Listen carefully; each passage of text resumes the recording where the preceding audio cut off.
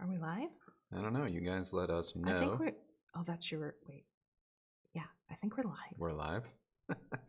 Why didn't I see any pre-roll? You didn't see an ad? No. That's weird. That is weird. Gary Hartwell says we're live. Okay. And so does Casey Lai. You know what, Casey? You're one of my favorites because you're so generous. You always, almost always, and I'm not even saying this, I'm not saying this so you'll do it, please know that. But I want to say how much we appreciate that you often share memberships with people on the live channel or the live stream. So I think that's cool. Someone's saying that we might be a little quiet. So let me see. Hopefully that helped things. Dwayne. I love Dwayne too. Oh yeah. We love all of our regulars, guys. Yeah, but there's some that I like a little bit more than others. How's the volume? Like Lisa B. Oh, Lisa B, yeah. Lisa's like, I just turned up my volume. I mean, way to help yourself, Lisa. What a smart thing to do. Actually, I'm seeing that Kristi just clipped the mic, so let me bring that down. Is that surprising? It's not surprising. So, give me just a second, guys. I'm going to try and get it just right. Well, Joel, welcome. Joel Hagen says it's the first time they are seeing us live. Well, that's awesome. I'm really glad. Oh, Nick just gifted some 5 lucky people. Hey, if you guys ever want to check out one of our members, Nick here of Movie AV Impulse, he just did a system tour last Sunday on his channel. Really interesting. And I think a lot of you guys would find it kind of, I don't want to say just helpful, but also sort of like he lets the pressure off. Like it's okay to have something that's, you know, just fun and what you like. And that's what I loved about the video. It wasn't about chasing, you know, unobtainium. It was about, no, I found what worked for me and made my movies kick ass. And, you know, there you go. So I love it. I love it. I love it. Well, we just got demonetized. Thanks for doing that. We didn't get demonetized. Can you say ass? You can. I don't know how many times. Let's not put it to the test. Anthony Perez says, hello from New Orleans. I love New Orleans. I do too. You know, we did early in the channel, we went to New Orleans to do a record. We did a couple of record stores on that trip. And White Roach, the White Roach. Yeah, in New Orleans, sadly. Yeah, closed. She was in the Garden District, or you know, around there, and kind of near the Whole Foods. Yeah. Down there, if you know where I'm talking about. And she had such a cute little shop with a ton of vinyl and a vintage. Little live area and a vintage store. Yeah, she would have live shows, small live shows, and she had vintage clothing, you know, a little bit. But yeah, after several years, she had to shut down. I think she made the choice. I think. Yeah, I think it was her choice. I don't think it was like, oh, business was bad. If anything, I think business was doing really well, and she just wanted to try other things. Snarky Trucker, what is up? I haven't seen him in a minute. You have been such a stranger. So good to see you. Snarky says that he needs more Kristi and cowbell. Okay.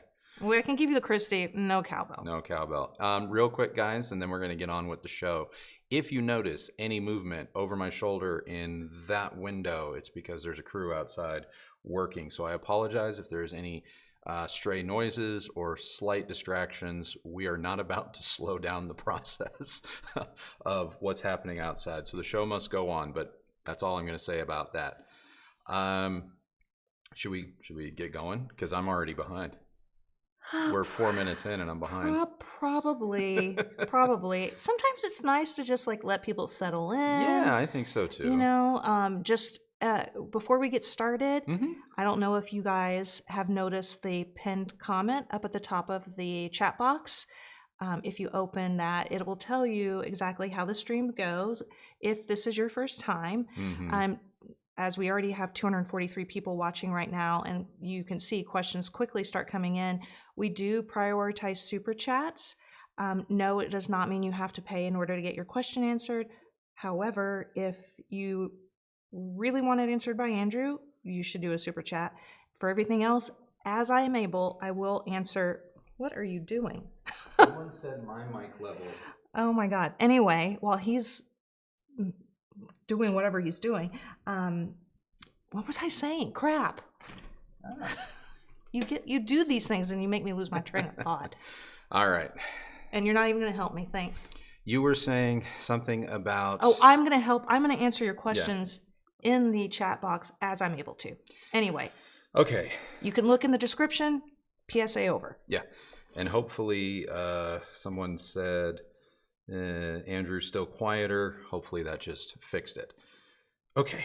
Man, people are here from everywhere. Yeah. Denmark, Senegal, Germany, Australia. Yeah. New Orleans. We already said that. Michigan. I mean, our audience is worldwide. Love it. All right. I think you have a question you might want to answer. Yeah. Okay. So sorry about that. Sorry for all the technical difficulties. Okay.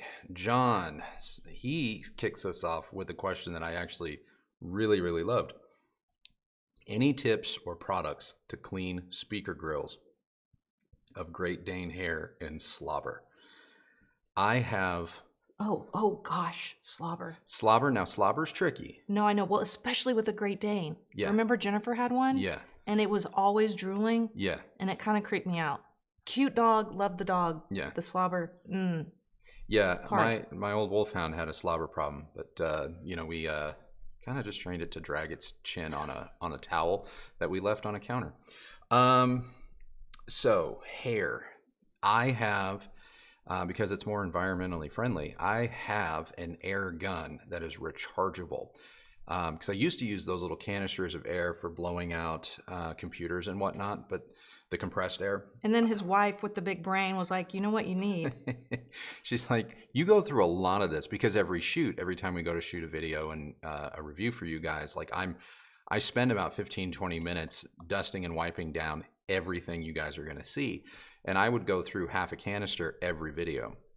So Kristi went online and found me this rechargeable air canister with different nozzles that kind of direct the intensity of the airflow. And I haven't bought an air canister since.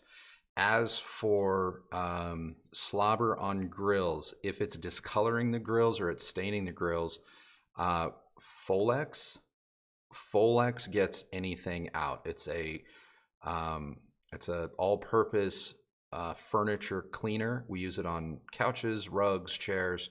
Not that, our dog is particularly messy or anything like that, but occasionally, she's got some new treats for her joints, and they stain the floor because what are they they dusted have in? They're glucosamine, but they have turmeric in it, and Yeah. if anybody takes turmeric, it's an anti-inflammatory. Yeah. It's orange. Yeah, and so they leave little orange dots. They leave Cheeto dust. Yeah, because she'll take them to the rug because she just likes eating on the rug, and so there's all these little yellow dots on the rug, but a little spray of Folex gets those right out. And I've used Folex on speaker grills, and it does work. Another thing that might be your friend is very gently, and I do mean very gently and not wet, but Magic Eraser. Magic Eraser is also a godsend. And John, I don't think John is actually on live. Okay. I believe this is the person that wanted to leave a chat earlier because he wasn't going to join us. Okay. So when you're watching this back, I also linked to the air canister we use. It's on Amazon. Yeah, it's not a big expense, no, but it really does cut down on waste, and it works. Yeah, it's like $50, but it's like Andrew I don't says, even think it was that. Was it that much? I mean, that's what it is now. Oh, wow. I thought we got it for like $20. I don't know, babe. I don't know. We've had it for years, and it's all I use. So hope that helps. Daniel, thank you so much. Michael writes, which design channels do you watch on YouTube? Well, I know what I watch. So well, you want what's the girl's name we've been watching lately? Oh no. See, I don't want to touch my computer to pull it up. Oh, hold on. Say somebody else you can think of, and I'll find her. Was it Open Project? We watch Open Project. Local Project. Sorry. It's Open Spaces. Open Spaces is another channel. Local Project. Kristi's finding the name of this young YouTuber. She is a crochet channel, and that's not something that I normally. What's her name? It's like Jenna something. Yeah, she just has a new video today. If you go to my subscriptions, I'm going. It's not there because Okay, but she's a crochet channel, but she bought I want to say an abandoned mid-century house up in Canada, and her partner are doing it all themselves, and it's hysterical. It's a little gross, but it is hysterical. She's very entertaining to watch. We've been really digging that. Is it Blacktail Studios? That's what you watch. Yeah, I watch that usually just before bedtime. I'll take, because it's like woodworking ASMR for me, and I think the guy's really funny. But I'll watch that. We've been getting into Vogue. Vogue started doing a sort of AD house tour show as well. And I watch Lone Fox. I admittedly I don't catch everything that Drew does, but I try to. Arvin Alano is another one that I try and watch, and Nick Lewis is hysterical.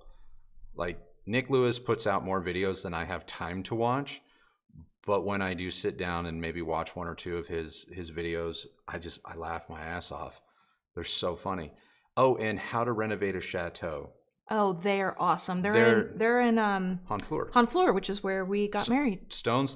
Literally a stone's throw from where Kristi and I got married. Their channel is absolutely amazing. Okay, I'm super jealous. I am sharing. I just shared Jenna. Okay. Phipps. Jenna Phipps, yeah. Jenna Phipps channel in the chat box if you want to go look at it sometime. Yeah. She's a lot of fun. She's got such a great personality. It's fun. Yeah. Nick, still driving back on the road in the tractor trailer, but I'm listening. So thank you, Nick. Drive safe. Get home safe. Scott, hey, long time no chat. Any chance you'll hit up a Can Jam soon? A what? It's like a headphone. Do you call it a trade show? Like a headphone trade show, or the part of trade shows that are dedicated to headphones? That's what I thought Can Jam was. If I'm wrong, please correct me in the comments, or in the chat.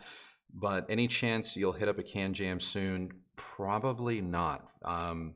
For two reasons. One, our dance card is really, really full this year with all of the construction that's going on. Hopefully you guys haven't really noticed. We've been doing our best to kind of shoot around it and not show too much.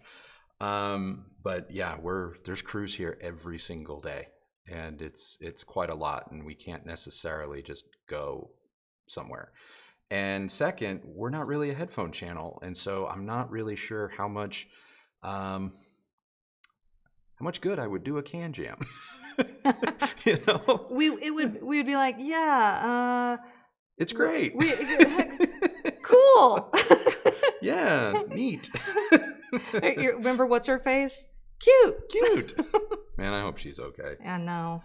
Dwayne, always look forward to your live stream. Watching Tokyo Vice by any chance? Not yet. I know it's on season 2. That's on my max list. We're into Shogun in a big way, and we finished Masters of the Air. We're still going through the New Look. I don't know. New Look kind of goes on and off for me. It's a little bit like really strong episode, then sort of a not so great. And I think they're gearing up for a run of really good ones. So I'm hopeful. But no, I have not caught Tokyo Vice yet, but I want to. Dave Matthews fan. Well, I am too. Dynamics and tone are important. New system for a 12 by 16 by 9 room. Some late night listening. $25,000 budget. I mean, dude, you can get just about anything you want. Dynamics and tone. 12 by 16 by 9. I mean, it's not a huge room. $25,000 budget. I mean, you could probably put together a wonderful system for 8, 9 and pocket the rest, invest the rest, save the rest. Dynamics and tone. Well, if you want dynamics, you're going to want to shop for a loudspeaker that is hopefully a little bit more on the efficient or more sensitive side. That doesn't necessarily mean that you have to go with something like a Klipsch. There are plenty of companies out there that make higher sensitivity speakers, but if you're looking for that snap, that dynamics without necessarily needing to throw just an insane amount of power at something, then horns are kind of they're gonna be your friend to a certain degree. They do have that live quality that, whatever. So there is Klipsch. There's the JBL HDI series or the 4309 that we reviewed. Those have that little bit of dynamic snap, that tone. B&W 7 series, though, they do require a little bit more power, but they are going to have that little bit of oomph right there at the edge, at the extreme in terms of the treble, that does lend a sensation of that sort of dynamic contrast. And so those are all, you can go that route if you want to go more on the neutral tonality, and so you're like, well, I don't want something that's going to color what I know to be the sound. Then there's like the KEF R11 or the KEF R line in general is pretty dang neutral. You know what I mean? And the R11 is still a reference caliber loudspeaker at any price, to be perfectly honest. The only place it really comes up short is in the low bass, but at 25 grand, you could add a subwoofer or two, and you'd be good. As far as power, it really comes down to, once you kind of hone in on the style or type of loudspeaker that you want, then you want to make sure that you buy an amplifier that is going to be complementary to that. So while a Klipsch may not take a lot of power to get up and running, so say you get Forte 4s at like $5 grand a pair, right? You can get a really great, like solid 50-90 watt amplifier, like the Yamaha 2000A, for example, or an Audiolab 9000A, or you could splurge and get the Technics R1000 at 10, and it's going to drive every speaker I've mentioned perfectly. You know what I mean? And it's going to have like everything that you're looking for potentially, except for room correction, in which case the Technics 700 Mark II would be a good one. So I can't build a system for you at this budget with just the little bit of information that I have. But I think for you, I would definitely start with the loudspeakers and kind of decide based on your experience or what you think you're going to gravitate towards or what you've read, like narrow it down to a couple of brands, and then go and make sure that, try and find a way to hear those out. And then from there, that's going to kind of tell you how much power, what kind of power that you need. But I think you can get the maximum enjoyment out of any Dave Matthews album at a very, very high level for not even 25 grand. Justin, I have a ceiling that angles towards the listening position at a 40-degree angle. I'm debating about adding 2 in ceilings, but have some concerns. So that angles towards the listening position at a 40-degree angle. I'm debating about adding 2 in ceilings. Well, you can go about this a couple of ways. There are some in ceilings that, most in ceiling speakers have a pivoting tweeter.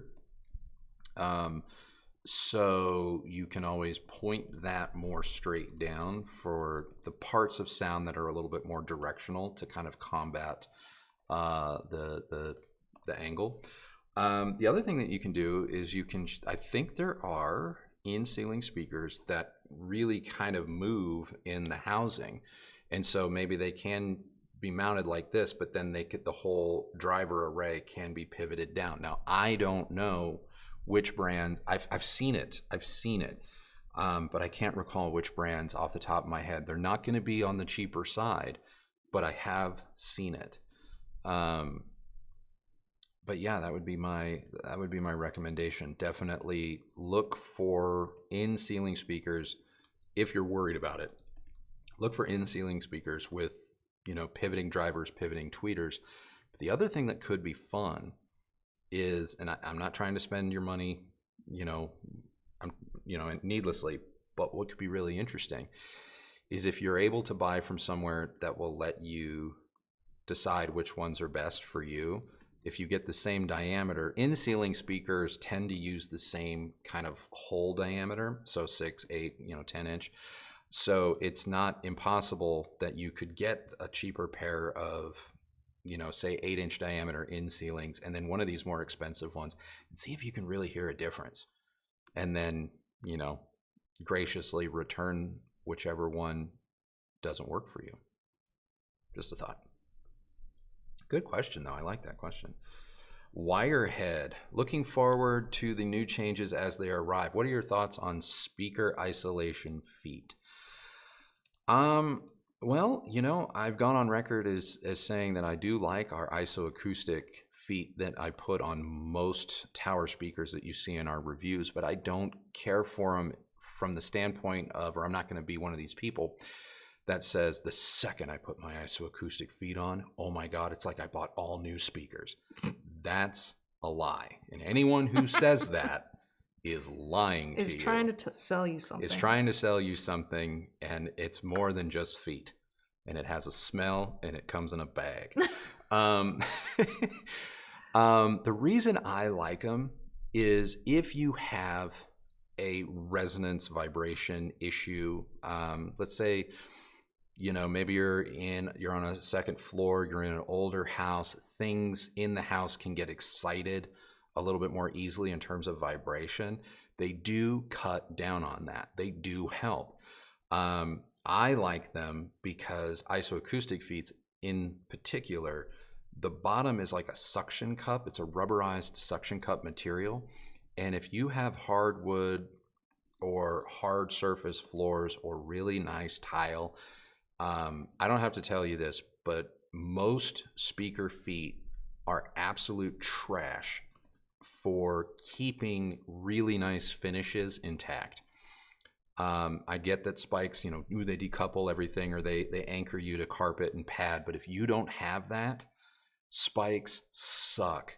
I cannot tell you how much damage we did to the reclaimed wood floors of Kristi's Austin house early before we realized that some of these spikes were just going through the white oak like tissue paper. Yeah, original floors from the 50s. Yeah, and so that's why I'm a big fan of the isoacoustic feet, because you get all of the benefits of the spikes if you're one of these people that wants to chase that 0.5% nth degree in performance, but it protects really precious floors. The other thing to note is not one time have I ever put the isoacoustic feet on, taken a measurement with and without them, and seen what I would consider to be an audible difference in a speaker's low-end response. So anyone that's telling you, oh my God, it's like adding a subwoofer, it's like buying a new speaker, or just fixed bass,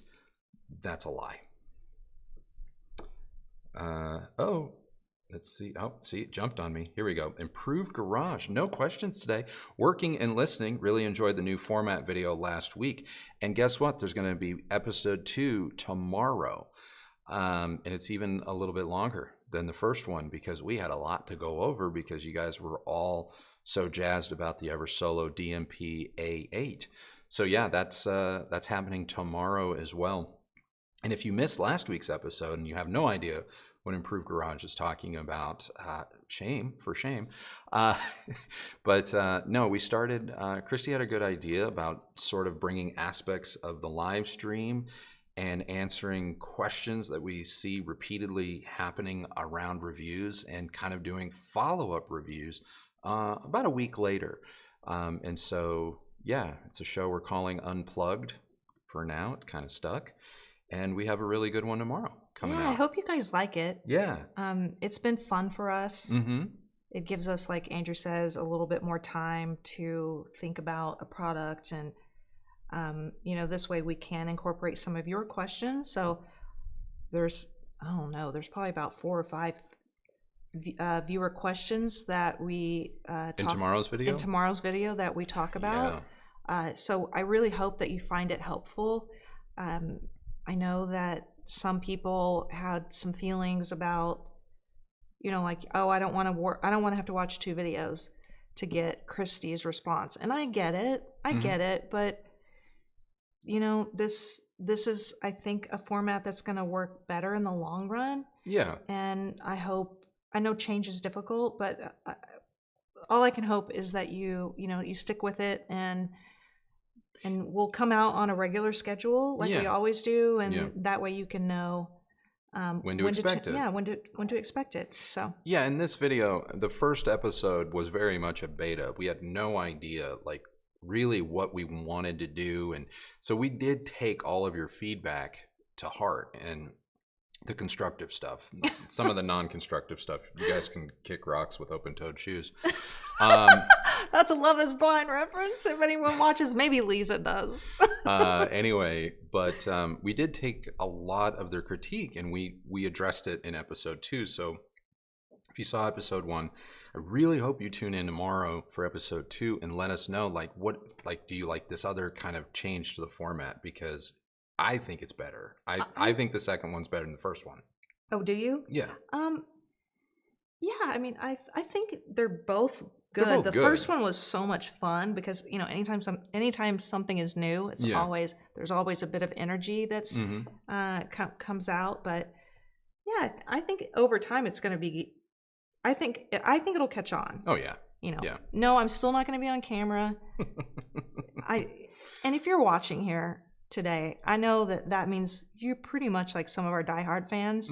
If you would please, when you see people ask that question, just say, are you new here? Like, she's not going to be on camera. I don't want to be on camera. I don't care how much better it would be for our channel. Clearly, listen, here's the truth. I like money. And if I'm one person that would do something like this if I really wanted to gain more following or earnings, but it's just not worth it to me. The emotional mental stress that it comes with putting yourself on camera, especially. I mean, she sees what some of y'all say about me. Yeah, we have a predominantly male audience, and while most people mean very well when they come in and give you compliments, like when we did the first Unplugged, there was a lot of people that were like, oh, she's so pretty or something, that, why doesn't she just come on camera? Like, well, that's why. It's the comments that talk about how I look, that make me uncomfortable. Like one person said, oh, I liked it better when you didn't use her photo because I like it better when I can imagine what she looks like. And again, I'm sure that person maybe might be coming from a good place, but when you think about it and you read that a comment like that, you see just how creepy it can be. Yeah. And it makes my skin crawl. So Andrew's giving me a look like, I'm not quiet. I know that is not at all. I just don't know, after we're going on year 4, 3 years of you contributing on a regular basis. Yeah. At this point, it's sort of like, yeah, I get that, YouTube is so huge, and so every day we are finding, new viewers, and new viewers are finding us, and to those people, like, you're gonna have questions, and I get it, but the vast majority of the comments about what you, Kristi, should or shouldn't do on the channel to please other people are coming from regulars and people that interact with us on a regular basis. And to that end, I kind of go, what we do here. You've spent years with us at this point, and like, I would like to think that if you've made that type of time investment with us, you're with us in terms of like how we want to do things. That's weird that you say that you think it's mostly regulars. I would disagree. I mean, I think that it's not that I haven't seen some of the people, like their avatars, or I don't recognize them, but I definitely don't know that they're not like people like Lisa or Vadim or you know, the people that I know, like they're not like members, and the people that are like here every, you know, like KJ Bunny, I think is his name. Yeah, KJ. Like they show up, like they are there at the start of every video, and like they would never say something like that. Yeah, but it's always a guy. It's always a guy that's saying it, and it's for their benefit. They want to be able to look at me, comment about me, and that's the last thing I want, because as a female voice in this industry, it's hard enough to be taken seriously. Yeah. If you could imagine me being on camera where half the comments would ultimately devolve into, what am I wearing? How does my hair look? My makeup? Do I have a zit? Yeah. Or things like that. You need to smile more. Here's KJ. Yeah. Oh God. Yeah. All right. Anyway, let's get back. We can go back. Okay, David, your question was on the screen the entire time. And I got a comment last live stream, like, it'd be nice if you took down the question when you get off on a tangent. Apologize to that viewer. David, is that an 802 D4 IC? Thinking about those are the Focal Sopra 2s. Curious on how those are at imaging. Still bright. Have older 804 D3s. The speaker behind me is a Bowers & Wilkins 801 D4 signature. It is the flagship. And curious how they are on imaging. How much time do you have? No, they're real good. I mean, it has been an odyssey to get these here, and we're gonna go over all of that in the review. And guys, the review is going to take a minute. These literally just got here for the second time. Holy moly. Did we even tell them? Not yet. Why? Not yet. Because we can't tell the story about how we can tell the story of the first pair? We can tell the story, but I want to save it until we get a little closer to the review. Well, then that's not really telling the story. Well, I said, fine. Do we tell him? No, you can't get my number. Secrets and mystery. So yeah. These. Maybe if things don't work out with Andrew. You're having a whole other conversation. I'm kidding. He's the love of my life. Oh man. I'm talking BMWs with David here. Sorry. So anyway, they just got here. The review is still several weeks away. This is literally the second day that they've been hooked up, but so far they're very impressive. They're very impressive. They're very big. They're smaller than the KEF R11s in terms of height. I suppose that's true. They're obviously wider and they're deeper, but they're on wheels. Every speaker that weighs more than 80 pounds should have wheels on them. They really should. Because people like me that have to move multiple pairs of speakers any given week, wheels are a godsend. All right. But as for Focal Sopra 2s, we haven't heard the Sopra line. We had the Sopra bookshelves. No. Yeah. Did we? Yeah. Are you sure? Yeah, we had the bookshelves. Yeah, they weren't, I don't know. I don't think we did. We did. They're the ones with the big plastic lunch tray on the front. The big plastic. You didn't like them. You okay. didn't like them. They're the ones that are kind of like the baffle is angled a little bit. Are you sure that wasn't the Arias? No, the green ones are the Arias. Those are the Aria X whatever, Evo I don't X's. know. Okay. You know what? I have no idea. All of these speaker companies, they come up with all of these, great names, and it's very difficult to keep up with them. Yeah. So, David, just stay tuned. There's going to be a lot about the 801 signatures here behind me trickling in. Robert writes, gotta catch my breath. Robert writes, found out I love KEF. Well, you know what? That's a good thing. Was astounded by the LS60s, but love home theater. Want to build around a new Sony receiver. Could the LS60s work? Should I just get R11 Metas? Do they sound similar? They don't sound similar because the LS60s, because they're powered and have all of that DSP built into them, you can kind of tune them a little bit more than just metas by themselves. But if you wanted to do a complete home theater around LS60s, it's technically doable, but it would be rough. Apologize for that sound. It would be a little bit challenging, and in which case, if you know you want to do home theater, I would steer you towards the metas of any, from the bookshelf on up to the R11s like what we have. And you didn't say which Sony receiver you have. I can tell you this much: the R11 metas can be driven brilliantly by the 7000 ES. That's our reference receiver. It's what we have. The R11s were also able to be driven wonderfully by Marantz's receivers as well. So I think you would be fine or could get away with a 5000 ES or a 7000 ES. I would not go with a 3000 or lower, because I think you're going to want those preamp output options in case maybe your room's just really big or you like to listen a little louder than I do. In case you want to add a second or third party amplifier to really make the R11s just sing, then that's why I'm steering 5000 or 7000. But in this case, I would just go with a meta speaker, because it's going to be way easier than the LS60s. And that's coming from me, who loves the LS60s.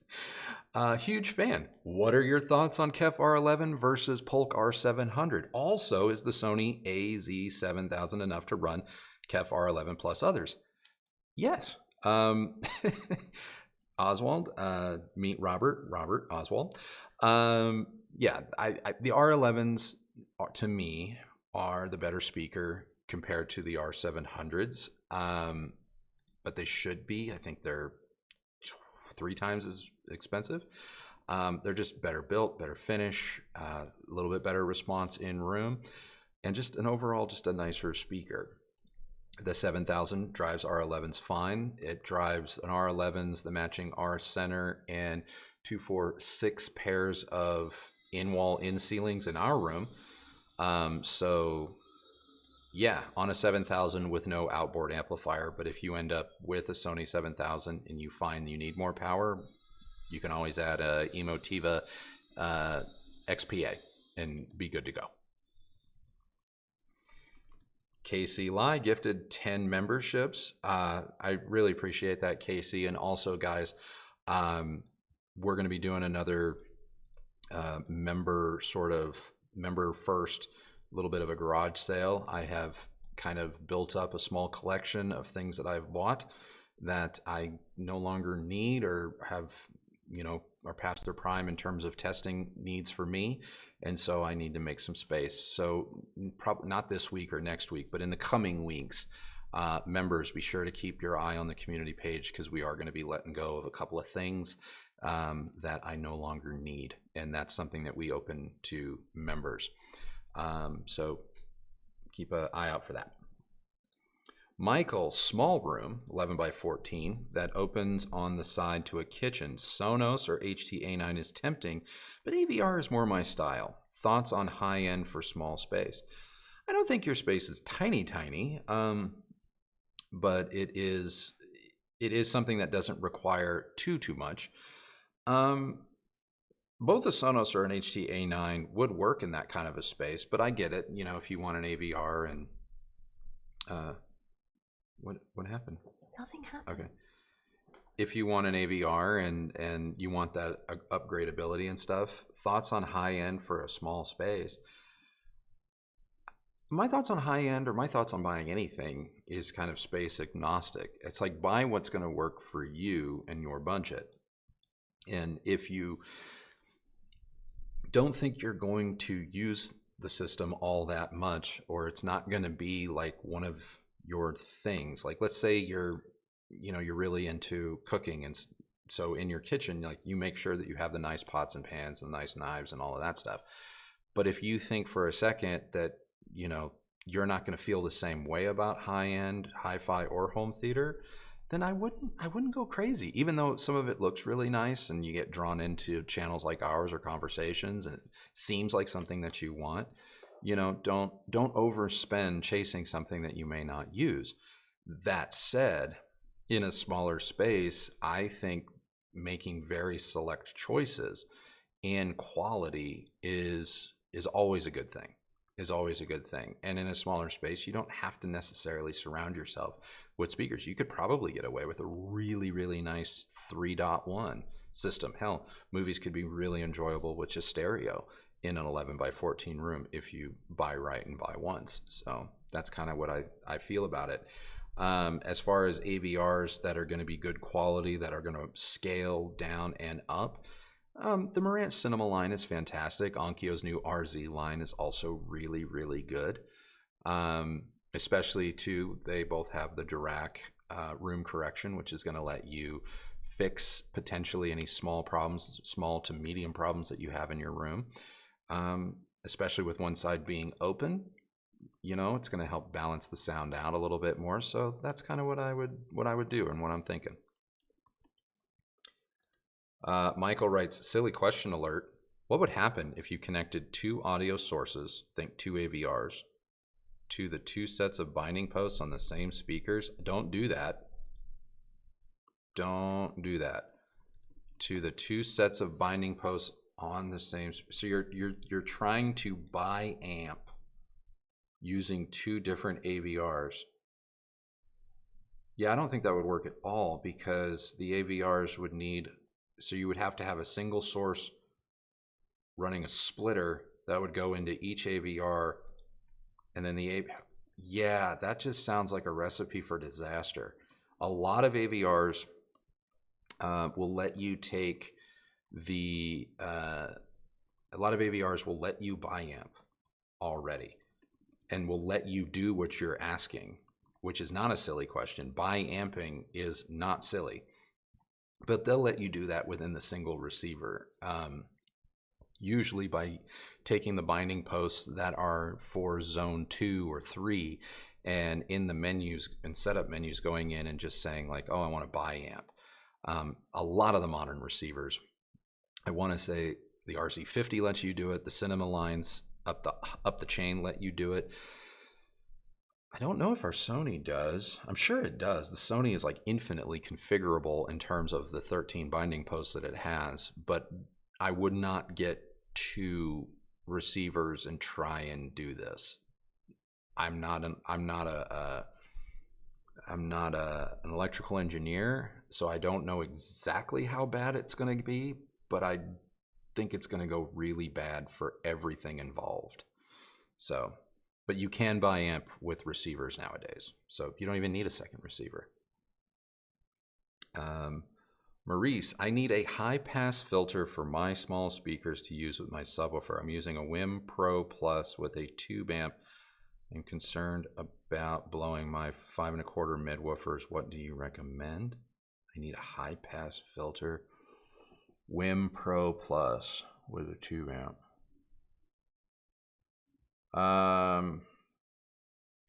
Wim Pro Plus, that's just a streamer with a tube amp. Doesn't the Wim Pro Plus, we have the Wim Pro. I'm trying to remember the back panel of that. Wait a second. But where is it? The Wim Pro? Yeah. I think it's in the storage room. I think I moved it into this, outside storage. Oh, okay. Gosh. I'm trying to think.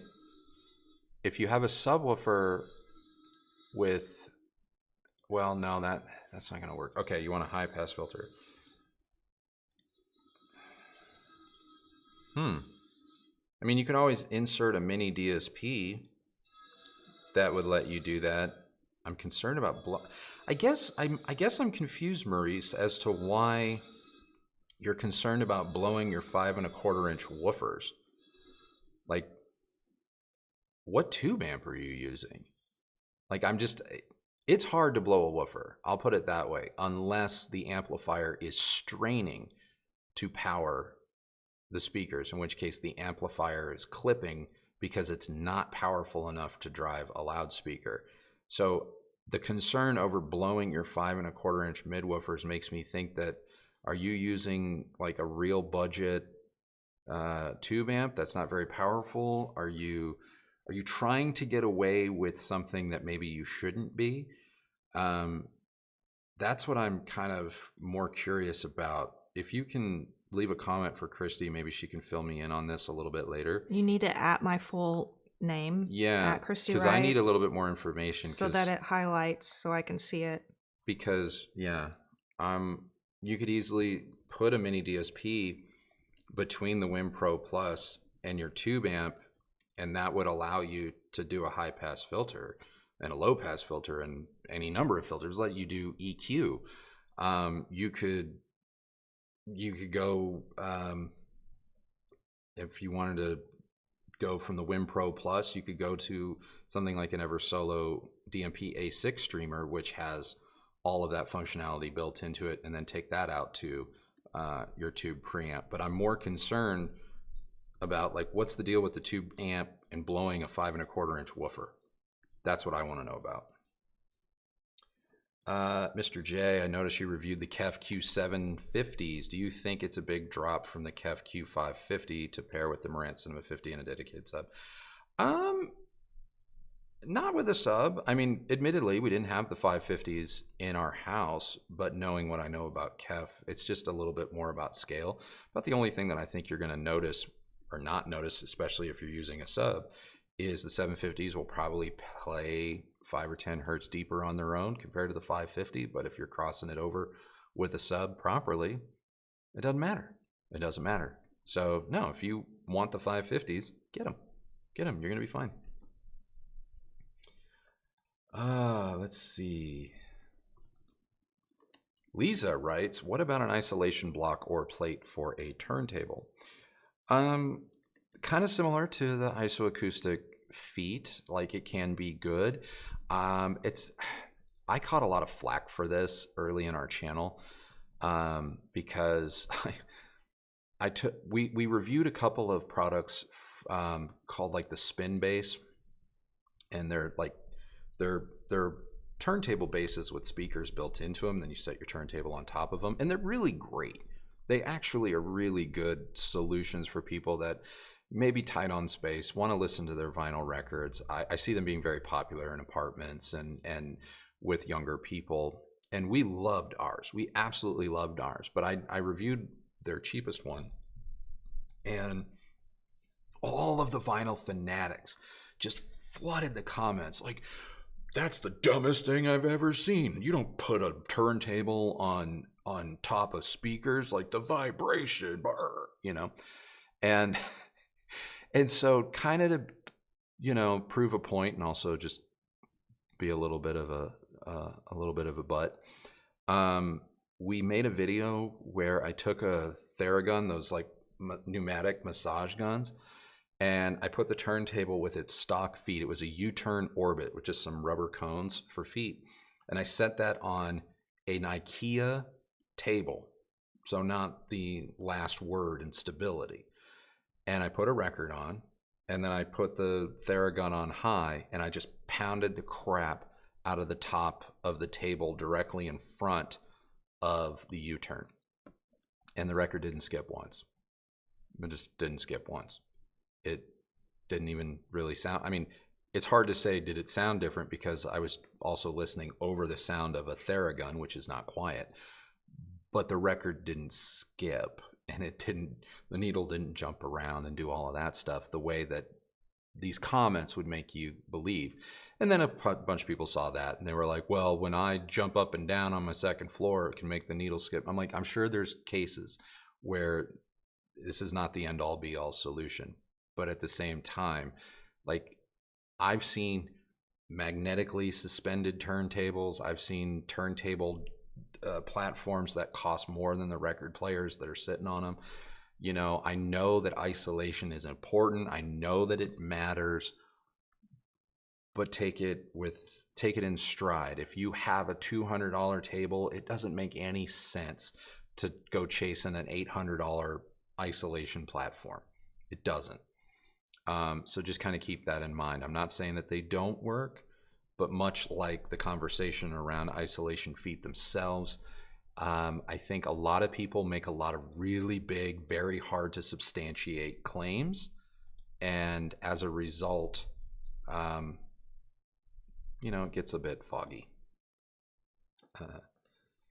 Bodie McBoatface. Do you think Technics will ever make the GU GX70 and the SU G700 Mark II into something wonderful? God, I hope so. You know what I really want them to do? Sorry for seeing your question and raising you. I want them to take some of the guts from the GX70, specifically some of the more cell phone friendly and the room correction and all that, and put it in the R1000 Mark II. Because that amp at 9,000, just under 10 grand, should have stuff that's in the $1,500-$1,700 integrated, and it doesn't. And that's where that real trick stuff should live, is in their flagship. That's what I'm hoping for. Scott, hello, you lovely people. Have you checked Technodad Dolby Atmos mix song someone else created? I have not. I have not checked out Technodad's Atmos mixes or their spatial audio disc thing. I haven't had the time. That's all I can say. I haven't. We don't really watch other people's content. It's just there's no time. Frankly, we don't have an interest. Yeah, I don't keep up with. Like if your job is, I don't know, maybe you're an accountant. You probably don't go home and like want to talk to your friends about their taxes. Yeah. Yeah. So anyway. Yeah, I know that he a couple people released like a Spears and Munsell style disc, but that's all I know. And I was told about it from Caleb, of all people. Digital Trends. Let's see. Vadim, finally get to watch the full live today. Name top 3 songs you'd learn to play on a piano today if you had the time, for both of you. Love the unplugged format. Can't wait for more. Hope everyone has fun. I will name the top 3 songs I wish I could remember how I played them. Wait, what? We need to redo the avatars because it covers the question. It's just covering the word more. If you had the time, for both of you. Top 3 songs you learned to play. I would love to be able to sit down and play Billy Joel's Piano Man the way I used to be able to. It was kind of my party trick. I knew it inside and out, and I could play it. I don't know if I'm not going to go out on a limb and say I played as well as Billy, but I could play it really well. And now it's been 10 years plus, 15 years since I've played it, and now the muscle memory isn't there. Another song I really love to play was from a composer named David Lanz. He's a little bit more in the new wave piano, think Yanni style, but he had a song called oh man, it escapes me. But there was a song by David Lanz, L-A-N-Z, that I used to know how to play by heart, and I really had fun playing that. And I would always, when I'd wander into a piano showroom, like it was like my personal demo, and I'd sit down, and if I liked it and I felt that the keys reacted fast enough, the action on the keys were good enough, then I thought the piano was pretty great. Third song that I would love to play or learn to play. Gosh.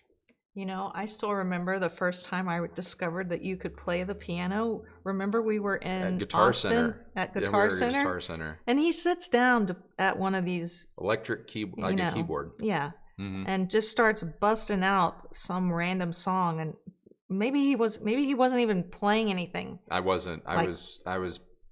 See, that's the thing. Just riffing. Like, yeah. At this point now, I can still read sheet music. I've pulled it up on my laptop and set it on top of the piano, and I can kind of muddle my way through it, but I get frustrated because I'm competitive and I'm a perfectionist. And so I think back to when I was 12, 13, 14, 15, 16 years old, and I could look at sheet music and do it. And like all things in muscle and all of that, like if you don't exercise it, you don't use it, then it goes away. And my mid 20s, I pretty much stopped playing because I was just working all the time. And I literally had not touched a piano until about that day in Guitar Center. Really? Yeah. Were we married yet? No. We'd been together for... We had been together for a couple years. And I swear to God, I had no idea this man could play the piano. And he just started playing a tune in the middle of Guitar Center. And I'm like... What? Yeah, that was the first time I sat down to a piano. Yes, we're married. Probably in 20 years. And then shortly after that, or shortly before that, you weren't there, but I was shooting a catalog for my mom, and we were at JT's place, and I sat down and I played his piano. I don't remember which one was which, if the Guitar Center story came first or Timberlake's piano, but those were the first two times I've sat down at a piano in like 20 years. So Piano Man, David Lanz, and take your pick of any Elton John song. I would love to be able to just play like Elton. I really would. So let's see here. I mean, it's funny. Michael Larson asked if we were married, and of course I said yes. But like, who else would I be? You think you think he could just get any girl to just sit down here? Yeah, and come talk? Work on an audio channel. Yeah. What are hope that answers Vadim's question. Brian, what are your opinions on dealing with cathedral ceilings and trying to do height ceilings? Is it worth trying to get Dolby Atmos set up? With higher ceilings, I will say this much: I don't recommend reflective speakers, and it's not just due to pitch. It's just I really find reflective or direct reflecting speakers, the ones that are mounted either on top of your towers and they fire up and then bounce the sound down. I don't find them very effective past about 12 feet. So if your ceilings are anywhere between 8 to 11 feet or so, butter zone, they do work. Anything beyond that, it gets a bit sketchy as far as like, is it really, So anything over 11 or 12 feet, I do recommend going with dedicated in ceiling, or maybe you have exposed rafters and you can mount say small bookshelves or small monitors up there. That's going to be the best thing, and what's going to allow you to overcome super high ceilings. Final Boss, I love that name. 90% home theater room is 18 by 14 by 8 with a 13-foot viewing distance. Can I get away with using Martin Logan Motion XT B100 bookshelves with a sub versus F100 XT towers for the left and right channels? Yes, you can. You can. I know that was a very unpopular opinion when we were talking about another loudspeaker, and I said, you can do this in a sub and be fine. And that brand did not like that very much. But you can, because your room is smaller than ours, and your viewing distance is roughly the same as ours. And apologize for the noise. And when we had the B100s in here with a sub or two, I mean, it rocked. So I have zero hesitation in saying that you can get away with it. You absolutely can. Just relaxing and enjoying the live chat. Thanks for the hard work. Love the channel. Thank you, Harry. We really appreciate it. We really do. And we just love seeing you around. Yaman says, happy to have caught you guys live. Love your reviews and personally benefited from them. You're the reason I bought the RZ50. No regrets. Thanks. The RZ50 continues to be just that little engine that could. It's just a workhorse. And now I think it is like permanently priced at like $1,200. It's a no-brainer. The RZ70 is technically better. and a newer design.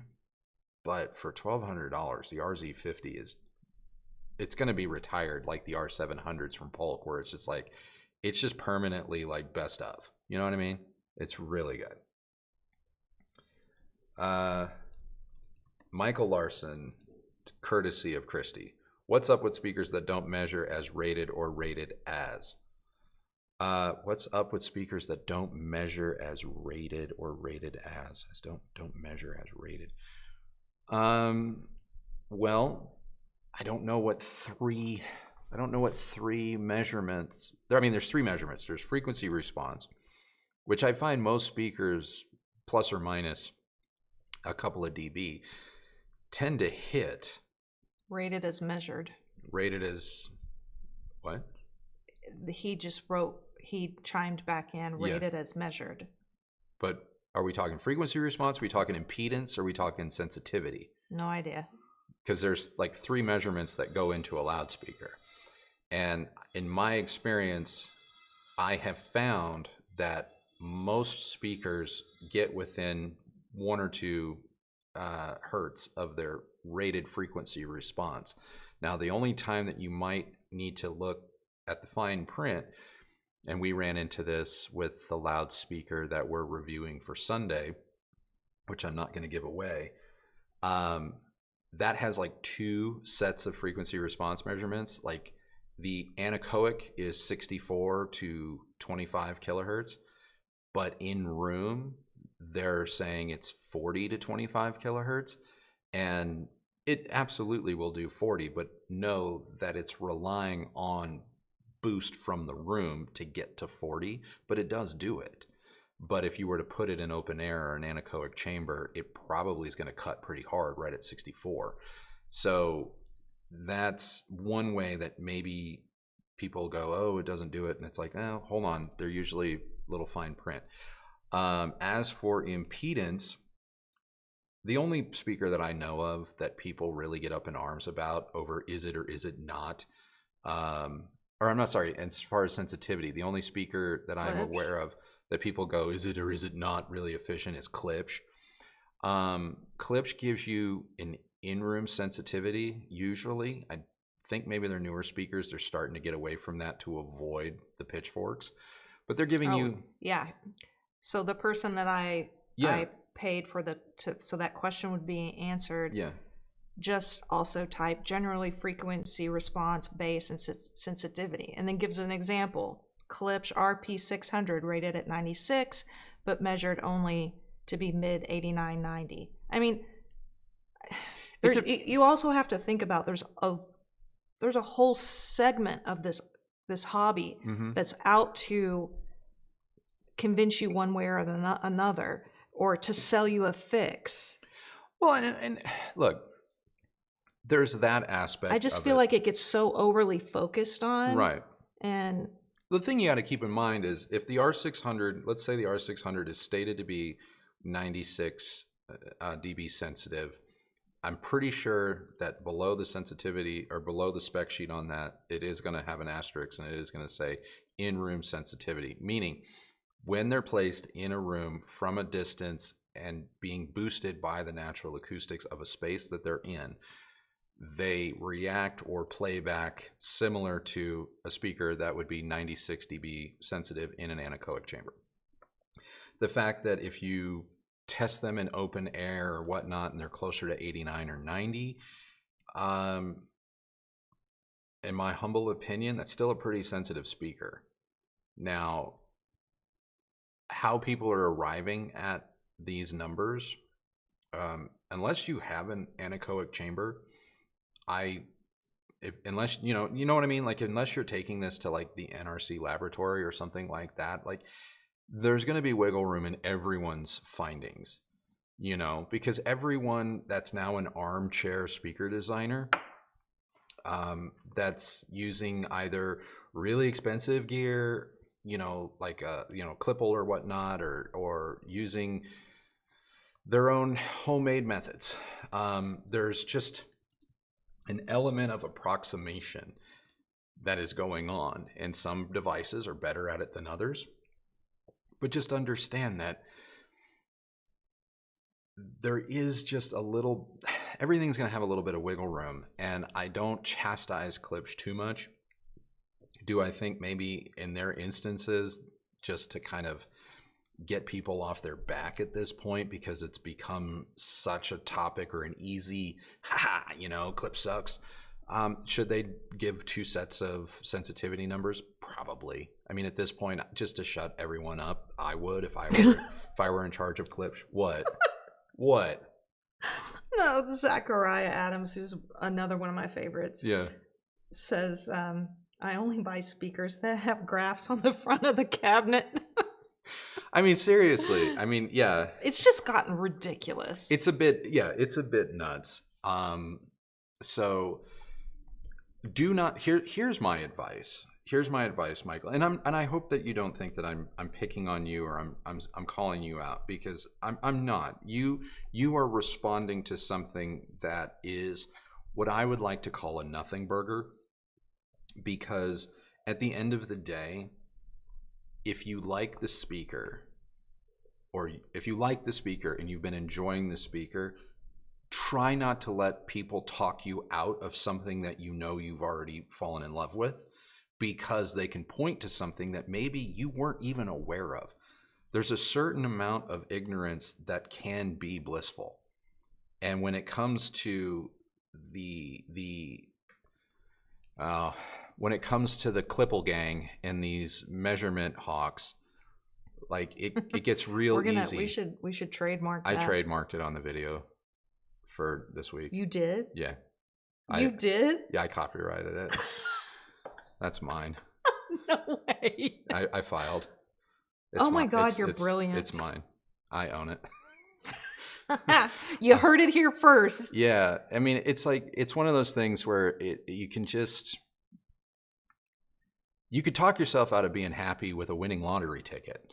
You know what I mean? Like this type of way of looking at a hobby is akin to, like, I hand you a winning lottery ticket, and the argument that measurement hawks have is like, well, it wasn't for the absolute biggest prize.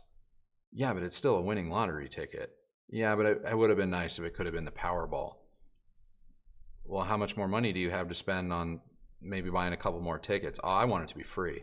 And it's like, oh my gosh, speaking of, this is a similar topic. So I'm on Twitter at my own detriment, and I follow this artist named James Blake. He's a musician, and he's been talking a lot lately about what's going on in this world of streaming and the different platforms, and how little artists make on those platforms from streaming music. Mm-hmm. And so I think it's his thing. He's trying to start this thing called Vault, or somebody's behind it. He's definitely on it. I don't know if it's his, but anyway, I digress. And it would be a way for artists to be in more control of their catalogs, and also find ways to communicate with their fans, share tour information, things like that. And the comments from people were just like, the entitlement was insane. Like, I don't want to pay for anything more, just because you aren't getting money. I mean, essentially the gist was like, because you're not getting paid what you think you are owed, I'm not going to give up my convenience. And it's just kind of insane, the comments I was seeing. Like, you have no problem with somebody else like not being able to earn a living, as long as it fits your needs. And that's I see that a lot in what is it? Nothing. Why are you looking at me that way? Well, because I can see her and you can't. Like, she is. There should be like a flag waving behind her. She's like holding a saber, and she's just like, yeah. Eat my whole ass, Andrew. I swear to God. I'm passionate about it, because as creators ourselves, it's a pretty common thread that most people don't like that we're able to do a job that happens to be also a hobby and a passion, and earn a living from it. And yeah. And the other thing that was said was, which I thought was hysterical, was like, well, what happened to CDs and vinyl records? Why can't you just start making physical media again? And I nearly died. I nearly died right there. Like, are you kidding me? Because no one's going to buy it. Yeah. No one's going to buy it. And to all of the people, that, and even brands that are like, you know, we're getting back into making CD players. We're getting back into, you know, this and that and the other thing. And it's like, I wouldn't. I know that the headlines in Fortune magazine and stuff are, you know, oh, CDs are making a comeback. Hard to call it a comeback. It's more like a speed bump. Because when you look at how much these things used to sell and where they are today, I mean, I don't know. I think as much as the studios and the labels are all panicking about how streaming doesn't make any money, and you know, it doesn't, because as a society we've just gotten used to free, and as much as people are pushing back against, you know, spending $7, $8, $9 all the way up to $20 a month for unlimited access to everything, if you're unwilling to go the $9.99 or the $20 or $19.99 for a streaming service that gives you access to everything, or needing 2 or 3 services to get access to everything, the physical media argument for me doesn't hold any water, because at that point you're going to be spending, because if CDs come back in mass, think about this for a second. If CDs come back in mass, they're not going to be $12.99. They're not. Oh God, no. They're going to be $24.99, $29.99, because it's a different era now. And the first person that rocks up to buy their favorite artist's brand new CD at $30 is going to have a 14 karat gold meltdown and need to see the manager. Because they'll remember a time 30 years ago where it was $9.99. Because the one thing that no one keeps in the conversation is we always think about our budget, but we don't think about the cost of doing anything anymore, because so much stuff is just flooding into our lives that's bordering on free. And so we look at, well, I got a speaker for $40. How on earth does this other company have the nerve to charge $400? Well, I can tell you it's not going to rot from the inside out, more than likely. You know, and the same thing of physical media. You know, a lot of people, sorry, Nick, a lot of people are pro physical media, and I understand the arguments for. I do. I really, really do.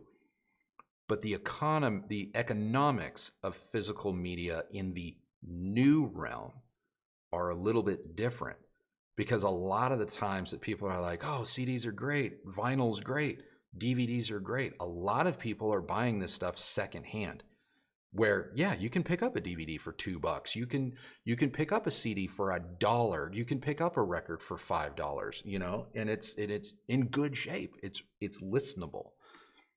But understand, your purchase didn't help the artists, didn't help the songwriters, didn't help the filmmakers. It helped the secondhand books or the Goodwill or whatever, and that's fine. That's okay too. That's important. But it didn't feed into the ecosystem. And so I'm wondering if how many people who are like pro physical media are also pro what new physical media would actually cost in 2024 and beyond, because I know people have had conniption fits over the price of new vinyl records. You know, their favorite artist, you know, Post Malone or whatever, is writing something. His new album is coming out to vinyl, or Taylor Swift's new album, and those are like $40 a pop. And I know people that have gone online in Reddit forums and been like, who do these people think they are? And it's like, oh, they're people with mouths to feed, and it ain't just them. Mm-hmm. You know, I can speak to this to a certain degree, because I too used to release my content on physical media, and I can tell you, I always sat at those tables and I was like, guys, how do we keep the costs down? Like, how do we, because I didn't want to price my fans or people that wanted to support me out of the market. I didn't want to do that. But when people start sitting there going, well, Andrew, you know, because we're not going to press 4 million copies of your movie, we're only going to press 40,000. Economies of scale means we're getting the discs per spool at this cost. Jewel cases, because we're not buying a whole container's worth full, we're buying this much. And pretty soon it's like, yeah, DVD of my first film was close to $30 when everything was said and done, because I had, and no joke, there was almost $14 just in the packaging, the physical stuff. That's before we pay for the service to press it, to write it. That's just the raw paper, the raw plastic, the raw discs, the cellophane, the UPC code, the boxes, and getting it to a distribution place for people to be able to buy, and then it ship out. Then the distribution, you know, your Amazon or whatever, that takes 30%. So you're at $14 in material. You got 30% for shipping. You've got to factor in about 8-10% for returns or damage. And then you have to start talking about the splits, you know? And so now you have a $25 disc, 16, 18 bucks of it, because you're on a smaller scale. Not to say that, you know, Batman, you know, Warner Brothers, they're getting to make these things for probably a couple of bucks. But a lot of artists don't have that type of stuff. A lot of artists don't. And so they're making it on a scale. Like, keep in mind, like 20,000 units, that's a lot of units. Yeah. And that's a mountain. One of my arguments on Twitter was that most people, I think, don't really understand the cost of promotion, touring, things like that. And if they have a deal, let's say they are signed with a management or record company, and they are even bigger artists, you know, those tours are super, super expensive. And half the money that they get maybe up front, like in an advance, they have to pay back. Well, that's kind of the old model, which I don't even think exists all that much anymore. At this point, artists never come off the road because the only thing that's paying them is the tours, even after expenses.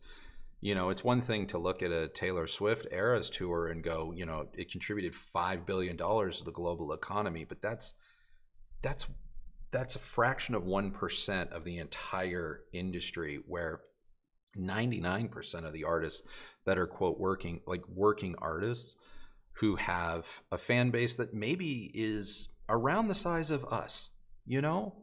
Like, I know a lot of people view us as like a big channel and a big deal, but I mean, we're not Mr. Beast. We're not Marquez. You know, we're not even Digital Trends. You know what I mean? And so on our scale, like, it would cost a lot to do certain things the right way. And I really hope people kind of keep that in mind, because it's so easy to bandwagon and jump on, you know, who do these people think they are, wanting to do X, Y, and Z with their life. The thing that's always worked for me, especially when like I was poor and bordering on homeless, is those were all choices I did to myself, by the way. But I would never want anyone, when I made movie posters or, you know, come in and say, hey, and actually it actually happened to me. A company came to me and said, or I was working for a poster company at the time, I was younger, and after 1 year, you're supposed to have a performance review. And I had gotten what are known as finishes, meaning y'all saw my work, you know, those are finishes. A poster company will make dozens of movie posters, and then the studios pick like 3. And whoever the artist is, you know, that did those 3, it's like, you got the, quote, finish. And so I worked for this company, and I had a number of finishes in my first year. And keep in mind, I was paid basically minimum wage my first year out of college in LA. I was paid a salary that was tantamount to, well, $412 a week after tax. $412 a week in Southern California in 2002. And And so after I did my year, I took the bus some days. I stole from the cafeteria at the office because I couldn't afford food.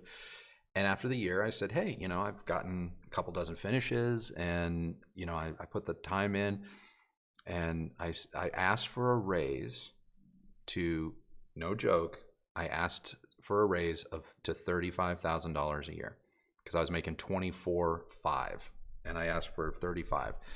And I came up with 35 because it was literally how much I actually needed to make to pay my bills, and not be constantly like telling the banks like I'm sending a check in, or I'm gonna do it. And it was just 35 grand, and I thought I was being really like generous, and they literally told me to my face I wasn't worth it, and that they were gonna bump me to 28 grand, and that was the best they could do. And I just always think about that because it's kind of like what we do every single day with things that are not directly maybe impacting us, So when an artist, or you saw the actors on the picket lines or the writers on the picket lines, and, they're like, oh, but everything in Hollywood is, they're overpaid, whatever. And it's like, no, 99% of the industries that you patronize and you get enjoyment from, everyone that's in those positions that help to bring you something that you enjoy, they're just like you. They're just like you. And some are doing very well, but the vast majority are just working stiffs like everyone else. And that's the reality of it. And we were talking about this the other day, where you brought that story to me about the tweet. Mm-hmm. And I used the example. I said, it's easy to get mad at, like, say, I'm going to use this as an example. It's easy to get mad at a Tom Cruise, right? You look at Tom Cruise and you go, he makes I don't know if he makes $20 million a movie anymore. Maybe he makes more than that. I don't know. But let's just say Tom Cruise gets $30 million a movie, and he does all of this stuff, and da-da-da-da-da. And it must be nice. It must be nice to be Tom Cruise. And you know what? It probably is. It's also probably a pain in the ass and a lot of stress. But I digress. The point is that certain people, whether it's in entertainment, sports, just any walk of life, there are certain people that, yes, they command a high price tag, and it's very easy to point to them, and it's very easy to go, yeah. But what you don't realize is, like, there's an entire army and economy attached to that person. And if that person suddenly becomes less viable, then all of these people are also less viable. Or they have to go find viability with someone else that you're willing to watch and see and whatever. And so while it's very easy to point to, hell, people like me, or people like that are super successful, or that you see as being whatever it is, understand that it's like, it's not all just going into one person's pocket. It really isn't. It does take a village. And when you really start to look beyond your immediate sphere of influence, and you realize, like, okay, this is what it really takes to not only be successful, but this is also what it takes to maintain a certain level of this for other people. Yeah. Physical media, the price of a song, what it costs to see a movie, whether you like the movie or not, whether you think movies are great or they're going straight in the toilet, it adds up. And stuff can't be free forever. And bringing it back to our hobby, because I'll tell you this much: when we get to this bad boy, when we start to review it, and y'all are like, $55,000, what? And there'll be people that sit there and go, I can get this. No one's denying that. But there are certain things in life that, there's just certain things in life that can't always be dumbed down to money. you know? So anyway, sermon over. Matthew Fuller, as someone who just barely dips their toe into home theater, where would you say is the biggest point of diminishing returns for receivers and passive speakers? Love to hear both your viewpoints. I would say, as far as receivers go, if you can pop for something around, say, $1,000 to $1,500, you're going to have a really, really, really solid product. That, in my opinion, it takes a little bit more of a investment in cash money and materials on behalf of the manufacturer then to out and out have demonstrable differences over what I have seen people achieve at around the $1,000 to $1,500 level, provided your room is average, your viewing habits are very much run of the mill. You're not trying to do something outside of the norm. $1,000 to $1,500 on an AVR. Passive speakers, I mean, that's about as subjective of a call as they come, because I've been incredibly impressed and happy with speakers that have been, in the $800 range for, front, left, and right mains. But let's not mince words. My personal reference speakers are what, $5-6 a pair at the KEF R11 level, and I think they're worth every single penny. In fact, I kind of scratch my head sometimes and go, how is it KEF was able to do this at this price and have this speaker hang with something that's around 13-14 grand? Because we've done that test, we've had them right next to stuff. And while there's always going to be one or two little things that something does that another thing doesn't, on the whole, at $5 or $6 grand, whatever they go for now, like the R11s are legit. Do you have to spend that? Is that the law of diminishing returns? I mean, for me, $5 or $6 grand is the law of diminishing returns if we're able to compare that $5,000 or $6,000 thing to something that's 12-15 grand. Absolutely. Do the KEF R11 metas smoke these?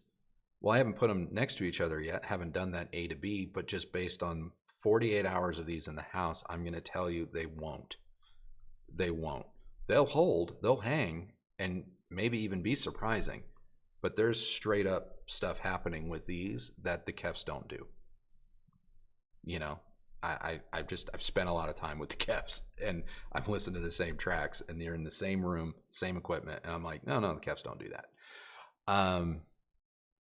So yeah, I guess that's kind of how I feel. But I think you can build a completely legit home theater, and if you tune in Sunday, we're going to have an example of what I consider to be a completely legit home theater, all in, and I mean all in. Receiver, speakers, subwoofer, you add your own TV, but it's under $2 grand all in, and it may not win anyone's awards. It's not going to get the stamp of approval from a Clipple, but it is a thoroughly, thoroughly enjoyable home theater system that, even in our large room, shocked both Kristi and I as being like, wow. I mean, as long as you don't obsess too much and just want to have some fun and have movie night be impactful and exciting, tune in Sunday. Tune in Sunday. Yeah, for sure. Don't miss it. Love the new format. Great idea, Kristi. Regarding the DMP A8 versus Mini DSP SHD, do you use Room EQ Wizard with the A8 or need to? What about its lack of Dirac Live? Do you use Dirac in your stereo speakers? I still take measurements with Room EQ Wizard, whether I'm using the DMP A8 or Mini DSP. Obviously, Mini DSP, you can upload those filters more, like you can download a text file or whatever the file is, and you can upload them into Mini DSP, whereas you still manually enter them into the A8 as far as I do. But the filter set's the filter set. I can also create filters using House Curve, which is an app on my phone, and then it can spit out some numbers, and then I use those and punch those into the A8. I don't care about the lack of Dirac Live. Nothing against Dirac. I actually think Dirac is a fantastic service. I love it. I love it when it's in receivers and all of that, and I do use it for the purposes of testing. But if you're going to give me manual PEQ, I'm just letting you know on the individual side, I will always create my own filters. I will always do my own thing. And what I love about the DMP A8 is I currently have mine configured 8 different ways now over 2 completely different sets of speakers. And I don't know if there's a DSP limit on the A8, but I have 8 different sets of filters right now, and I still have the plus button, so apparently I can keep going. So yeah, Dirac is great. I don't use it on my mini DSP, and so I don't miss it on my DMP A8. Yeah, man, my RZ50 developed a loud hiss from my front speaker's tweeters when I used Dirac. This was immediately fixed after manual calibration. Any thoughts? Huh. I don't have any thoughts because that has actually never happened to me. And I've run Dirac on that thing a lot. I highly recommend, if it's not too much trouble or it's not too late, I would reach out to Onkyo support and ask that question, because honestly, that has not happened to me. So I don't want to speculate or potentially give you poor information. So, but yeah, that's weird. Let's see here. I hope it jumped on me. Here we go. Hi from Ann Arbor. My turntable with built-in preamp connects to my Samsung Q950A using an RCA to HDMI converter. By what order of magnitude does this offend both analog and digital purists? It doesn't offend me at all, but if you're hanging around analog and digital purists, probably pretty offended. I wouldn't care as long as it's working for you and you like it and you found a solution that suits your needs. But then again, I also am like pro Technics, and every time that I say my records sound better through Technics, you know, here come the analog purists. Well, they're converting everything to digital. I don't care, because it's the sound quality coming out of my speakers that I ultimately care about. And if it gets me listening longer, mission accomplished. I don't really care how the sausage is made so long as the sausage tastes good. And if it's working for you, who cares what other people think? Thanks to your channel, I bought the Marantz Cinema 70, Emotiva Bass X A2, and 5 KEF Q speakers. I'm super happy with it. Thanks a lot. See, that's awesome. And I think you got the Cinema 70 is that little sleeper preamp, man. And then you add the little bit of more power. You threw on really solid, affordable speakers. I'm not shocked that you're happy. It sounds like a great system. Really does. Favorite setup to just sit back and enjoy at this point in time? Music and movies or different setups? Hope you both still make time for fun. Oh yeah, every day. Oh yeah. My favorite thing to do is to sit outside. Yeah. In my little swing chair with Katie. Mm-hmm. And we, you know, a lot of times I'll do work, but I listen to the B&O A9. That's one of my favorites. Mm-hmm. I had the Pantheon that we reviewed a long time ago. Like 2 years ago. Out for a while, which still is a good product, piece, yeah. But we were having some connectivity issues. Yeah, we got a Wi-Fi. We've having some Wi-Fi issues. One of our Nest products, I think, is dying, so I have to replace it. But it was causing wreaking all sorts of havoc about 2 days ago.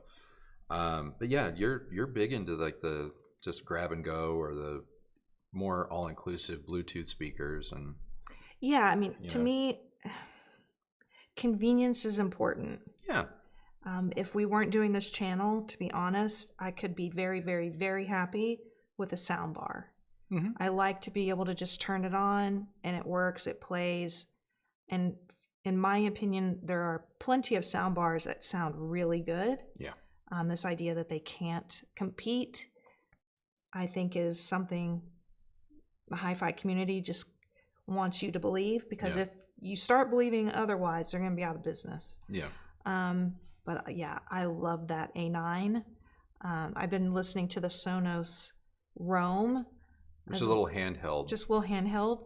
But it's pretty good too. It's pretty good. I can't wait till our backyard outdoor area is finished, because I think we're going to invest a little bit more heavily in our outdoor system. Yeah, we still have to make some decisions on what we want to do. We're getting close to like go time on having to decide, like, are we trenching? Are we laying lines? Are we gonna do it all wirelessly? We haven't fully made up our minds yet, and in terms of the layout, because you hit me with oh God, yeah. So I did. We've had this whole thing designed for almost 2 years now that it's actually being built. And, you know, one thing that we were surprised about is we had a survey team come out here, and we learned that our setbacks on our property were actually a little bit more generous than we had previously thought. So a lot of our design was within the confines of what we were told our setbacks were. And then a survey team came out here with, you know, in the county and all of that, and it turns out like we have a little bit more space than we realized. And so we just adjusted some of the design and moved some things further from the house and all of that. Well, when we did that, and then we saw like one area of what will become our quote backyard is now able to be pushed out and has this view and has this other thing, you know, then this one over here was like, I want a theater outside. Like, and that's exactly how I said it. Yeah, I want a screen. I want a movie theater outside. And I'm like, I was like, I'm gonna destroy everyone's minds and hearts when I say I want a projector screen or something outside. She wants, because I want to be able to sit outside and watch a movie like I'm at a drive-in theater. Yeah, and so we have this section of the new build where that might be possible. And of course, it will look ridiculous if we go, it's in terms of screen and all of that, it will look ridiculous if we go small. And so I'm sitting here going like, well, we have the physical room for something like 220 inches diagonally in this space. And it's like, how do I run a drive-in theater? I miss those. You know, how do I run a drive-in theater on my property? And so, yeah, now in my little bit of free time that I have, I'm like, as soon as they start backfilling some of the property and leveling it, and we start talking about where trenches are going, I'm like, shoot, what do I need to run? So yeah, it's a concern. It's a concern. As for me, I just love it when I have like 2 or 3 days of uninterrupted time with just about anything. To the last 2 days that these have been hooked up, you know, I got them in here, made sure that they worked and all that, and then dialed them in, and then haven't touched them for 2 days. It's been really great. It's kind of a rare thing where I'm not constantly like, all right, let's compare this to the next thing, to the next thing. If it were just me and we didn't have a channel, I can tell you more than likely, as much as I love some of the pieces that I've acquired in my personal collection, more than likely I would 100% invest in just one and done it in probably something along the lines of a BLab 50 or BLab 90, because they do everything that I've ever wanted any loudspeaker to do. They sound great with movies. They're infinitely tunable. So I can have a movie profile, I can have a music profile, I can have a profile for Kristi. They will interact and react like a sound bar. And I know that they are ungodly expensive, but I'm getting to that age and that point in my life where I'm really not wanting more stuff. I actually want less, and I'm willing to pay for less. Simplicity is what I'm after in a big, big way. And I really hope, you know, in everything that we're doing it's like, you know, we're building our forever home. And that's why I'm investing in it. And that's why, like, this is phase 1, and it's like we have plans for the interior. And part of the plans you kind of have already kind of seen, because obviously the wood slats are gone. Obviously the wall's different. For the record, the wall is not white drywall. What you're seeing in the videos right now, it is temporary. It is temporary because we haven't fully decided yet if we're going to like flip this room around. We know for a fact that this window and a window that's out of frame here, like those are going to change. And so this whole wall may open up to what we're building out there. I don't know yet. We haven't fully decided yet. And so as a result, we just kind of prepped the room to be ready for anything, because yeah. And you know, the thing that I believe a lot of people don't understand, and it's okay that you don't understand, but when we're running this channel, everything we do starts to feel like it's for the channel. Does that make sense? So everything we buy, like furniture, God, even like art decor. God, somebody came for us in the comments because of some books we had. Yeah, that was bizarre. Which we actually like, but someone suddenly thought, well, you're using that book because it said like Life Beautiful or something to. Yeah, we were promoting a mindset to you guys, like subliminally, like some subliminal message to mislead you or manipulate you. I didn't know what the title of the damn book was. Those kinds of things creep into our head.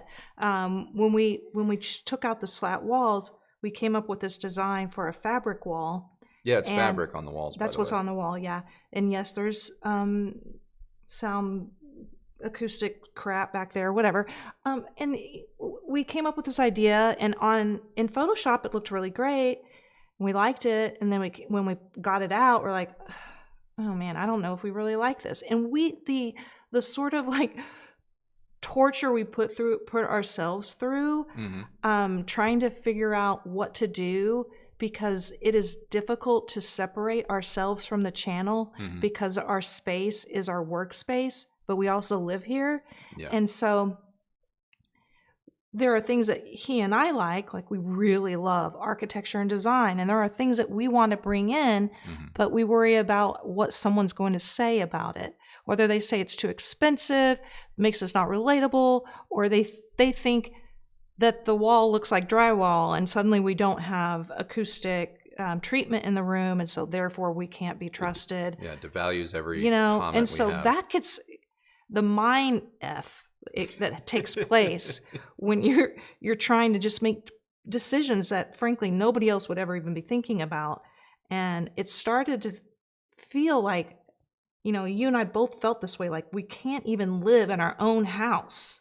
Yeah, I mean, I'm not ashamed to say, like, I had a full-on meltdown at one point, because I had, no offense to anybody watching, know that I do love you, but at some level I was like, F this. Like, I can't make a decision based on something that I want. And I still haven't made a decision on this room. I just knew two things. One, if we're going to carry out our plans for how this house is going to interact with our current property, the slat walls were always coming down. The bump out design, the big grandiose plans that we had before we even moved into this space was always coming out, because you can have the best laid plans, but the second you start living with something every single day, you go, didn't think about that, didn't think about that. Oh, if I had to do this over again, I'd definitely change that. And so that was the first thing. And then the second thing, because this is our living room for, when we're just living, but it's also my studio, my workspace, my evaluation space. I got to tell you, I really got tired of looking at the same thing every single day, day in and day out. I got tired of filming it the same way. I got tired of how it filmed. I got tired of how the wood slats changed the color temperature of the room based on the time of day. And I was always combating that. And so after 2 years and a couple hundred videos, I was just like, screw it, tear it all down, figure it out. Now I wanted to go one direction. But then I realized, well, you know, that will work short term, but it doesn't really work long term for where this house is going to go over the course of the next 5 years, because we do have like a 5-year plan. So yeah, like this is not settled yet. I will be showing you what we've done, and maybe I think it's next month there will be a video that details everything, because while this is not our final solution and it's not perfect for us, I do think it's actually going to help a lot of you, because this is very renter friendly, what we've done, and it's really effective. It's not that expensive, and it's currently being held in place by literally 4 screws. So if you're like in an apartment or you're renting and you're like, how do I soften and dampen the acoustics, and you don't want your place to look like a catalog from GIK or V Acoustics or whoever, you know, these companies, where nothing against them. I just don't want to live in rooms that look like that. I know their products work. I've owned them. I've given them my money. But at the end of the day, like, I want to live in a house. I don't want to live in a recording studio. I don't want to live in a Best Buy. I want to live in a house. So I want my living room to look like Architectural Digest that also just happens to sound good, not the other way around. And so, but I do think that this solution looks good and will work for a lot of you, especially if you're not facing build challenges like we are, where it's like our ceilings are not level, and Yeah. our walls, a lot of these walls are getting torn out because they're not good. So, but if you're in like new construction or something, or you want to experiment because you want to try something out and see, and it not be permanent, so that maybe, you know, you're not locked in. Really, we did this entire room for a couple hundred bucks, and you can actually go cheaper than that if you don't splurge on like the fabric we chose. You know, it's all in the fabric. That's all I'm going to say. Yeah, and there's a lot of really nice comments in support of us, and you know, I appreciate that. Brian Lewis, who's a regular, good to see you. And he says, I have found your decisions. He said, well, first he says, who cares? I have found your decisions on styling and your home workspace has been great, not only in your current space and also in your old home. And I appreciate that. And I would love to be able to not care. Yeah. And that's kind of what we're talking about. I mean, it is difficult to not let the outside voices creep in, and I don't think it's just hi-fi, but I think it's just this happens on the internet in general. The it must be nice crowd is so quick to like throw that out there, when what they're really saying is, you have something I like, and either I don't have the courage to try for it, or I can't afford it maybe. And then therefore how dare you be happy with what you have? Yeah. And that gets it weighs me down, you know? It really affects you. It really does, because I don't want people to think that we're trying to make you like, if you look at our space and you like it and you're inspired by it, then I think that's awesome. That's really what we want, you know. But if it's something you can't do or don't want to do, I mean, that's also okay as well. It's just when those comments get thrown out and they're not, I feel like it devalues what we do, and it's such a personal attack. Yeah.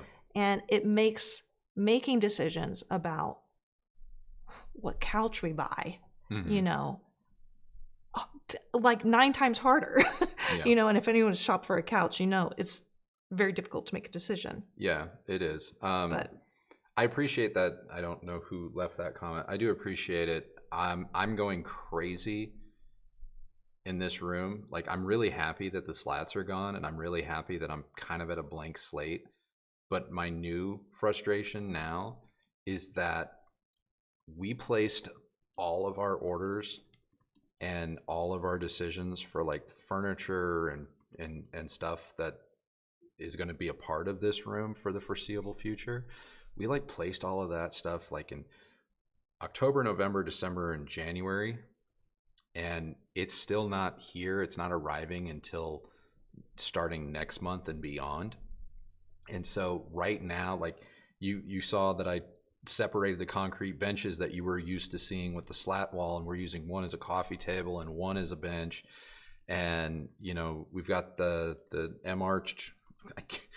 MR chairs over there, and those are meant for another room in the house because the other things that are coming aren't here yet. And it's just like oh my God, that's another reason why I'm like, I really value my personal style and my ability to express that. And interior design and architecture is something I take like really seriously, and I want things to be just so. And having to wait 4 to 6 months for things that we debated internally for almost a year and saved up for almost a year, and to still have to wait, and it's like, oh, it's killing me. It's killing me to not be able to just go like that and have the room done. But to know that I still have to function and create all of this for you all and for us, you know, this is our job. Yeah, Afonso says you guys have worked hard to be in the position you're in, and I appreciate you acknowledging that, because we do work extremely hard. And I think any creator, any reviewer in this space, it takes work. If they're really consistent at it, and if they seem to have any measure of success in your mind, know that they are working their tails off. And those that tell you that it's easy and that anybody can do it, that's just not true.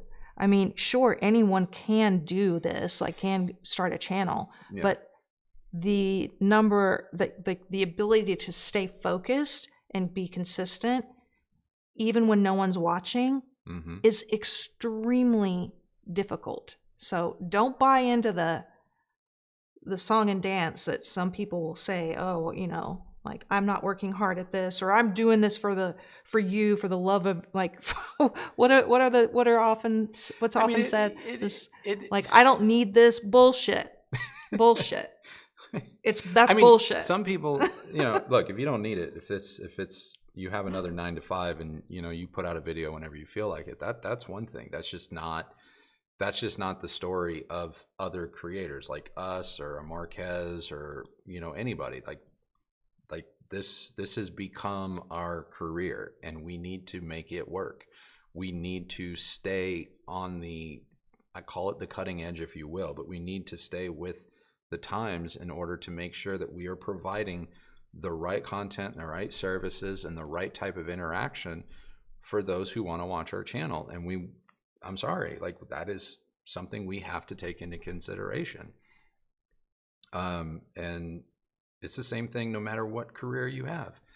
You know, if you're an accountant, you're a general contractor, you can't just be like, you know, I'm not working that hard on this today. Like, well, the inspection's probably going to go pretty bad. So yeah, it is okay. There are a lot of people on YouTube that this is not a job for them. This is just a way that they get to share with their friends and family, and that's great. That's great. But there's also a whole segment of this industry, or YouTube in general, where it's like, no, these are all legitimate businesses. And, you know, this is me getting to spend time with you, and I'm really grateful for it, but this is me at my job. You are getting to come and spend time with me at work. And just kind of keep that in mind. But I like Kristi, I don't devalue anyone's efforts, because the hardest thing to do is start. The second hardest thing to do is to keep going. And then the third hardest thing to do is to realize, if you manage to push through to the other side, to then decide if you can actually keep doing this. Because it's one thing to start, and, you know, no one watched my first video. No one watched my second video. hell, I think I had made 50 videos before I hit 100 views. All those videos are gone now, but I think I legitimately made 30 or 50 videos before one, and I'm not saying that they didn't get hundreds or thousands of views eventually, but I think it was like 30 or 40 videos before at launch, like I had a video in a 24-hour period that got like 100 views. I was looking up on my phone, not yesterday, I was looking for a phone number and I came across a text from 2019, and it was between Kristi and I said, hey, we just got paid from Google AdSense for the channel, because we had just made like 3 videos, 3 of them, because we were seeing what the deal was. And our Google check was for like, in the text I said we just got paid $300, and at that point in 2019, that was no joke, that was the biggest check I had ever gotten from AdSense. It was $300. Keep in mind that AdSense holds your money until they can pay you more than $101. So yeah. So believe it or not, my first year on YouTube, which I actually launched, I made a YouTube channel in like 2018, and I made like 5 videos, and then I didn't make any more videos. And not because I gave up or anything like that. I literally made 5 videos to serve a purpose and to let people see something that I was working on. And then I took a job and went out somewhere else. But YouTube had been running ads on those for 2.5 years before I made another video. And I still hadn't banked $100. So they still hadn't had to pay me. So it took, you know what I mean? And I mean, yes, things are obviously different now. We are in a different place. But this job is not easy. It's not for everyone. Not everyone is going to be successful, and there's no easy way to do it. There's no hack, because at the end of the day, the one thing about YouTube that everybody promoting a quick fix tries to ignore is the you in YouTube. The people who are really successful are successful because of who they are, and not because of they beat the algorithm, or they have the cheat code, and for $19.99 a month they're going to give you the cheat code too. There's no cheat code to this, trust me. The algorithm seems to do whatever the hell it wants whenever it wants, and we have no control over it. And nothing has been made more apparent to us in the last year than it is best to just focus on what you do best and continue to do it at a high level, and not try and be one of these people that it's like the secret is XYZ, because it isn't. Yeah, for sure. The YouTube can swallow you whole. Yeah, if you let it, because it's all about the watch time and the number of views and all of that. And yeah, and so it can be overwhelming. And I know I particularly will start to obsess about how a video does in the first 24 hours. Yeah, where I've gotten to the point now where I'm just like, when I hit render, when I hit upload, if I feel good, like I'm just like, you know what, that's the best thing I could make in that amount of time that I, when we were evaluating, this is the best evaluation I could do. This is the best video I could make. As soon as I upload it to you guys and I spend a couple hours on Sunday with y'all in the comments, like, I'm not ashamed to admit, like, I really do everything in my power to forget that video, whether it does really well or it doesn't, because worrying about your place in this sphere, whether it's hi-fi, home theater, YouTube in general, or just your place in life and how you think you're supposed to measure up to other people, it's not only exhausting, it's deadly, it's bad. And it's very easy to get sucked into that mindset because everything in life is trying to get you, especially in this country and our culture, where it's all like hustle, grind, and you know, if you're not pushing, you're not doing it and all that. And it's just like, yeah, it's not good. It's not healthy. And so, yeah, I've spent the last year really trying to get right with my own mind and letting a lot of that go and realizing kind of the Forrest Gump mindset where it's like there's only so much a person really needs and the rest is just for showing off.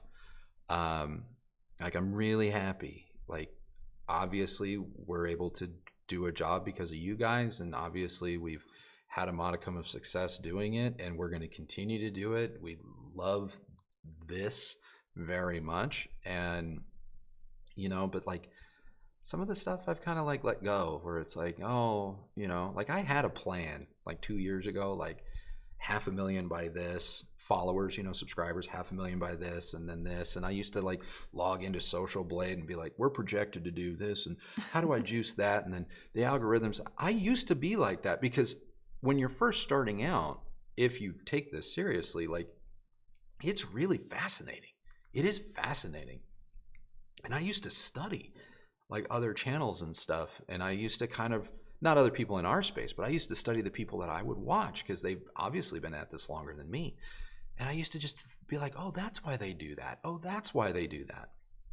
You know, and I taught myself a lot that way. But anyway, I've had to let a lot of that go because it bred this new side of my brain that became obsessive. And then over time, I just didn't like it. So I don't even know how we got on that topic, but I hope whoever got us on that topic, it was worthwhile. All right. Audiolab 9000A with new Focal Area Evo X or KEF R Meta floor standards. You know what? The 9000A is going to be great with either one. Our Focal review is obviously in process. It's coming. It's not right around the corner, but it is sooner than later. I have to say, I'm enjoying the crap out of the new Evo X. I don't know what the special sauce is because I know some of you, and when I'm taking my notes and writing the script for the Evo X, I'm in the back of my head being like, oh, but you didn't like the Aria K2s. You're right. You're right. But there's something a little bit different about the Evo X, and maybe it just comes down to the fact that this room that we're in is just better than what we had in Austin. I don't know, but I'm really liking those Evo X's. Are they better than the R11 Metas? I'm going to save that for the review, but I am enjoying them immensely. Me too. Chris Veltman, random. They're always random. When you worked in Hollywood, did you ever think about changing your stage name so you weren't confused with the older Andrew Robinson? If so, what would your stage name be? Well, when I was acting, I hadn't yet gone to Hollywood yet. I was trying to get to New York. And so I was given an audition at Juilliard at 17. So I was still in high school. And it never occurred to me to change my name because I'm actually really proud of my name. I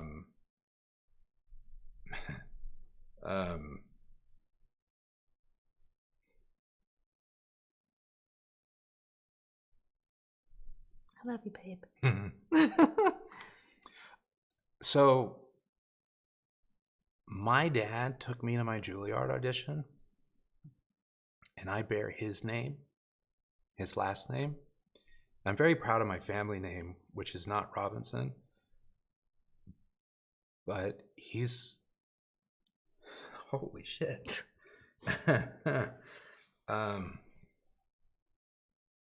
He's the most important, most influential man in my life.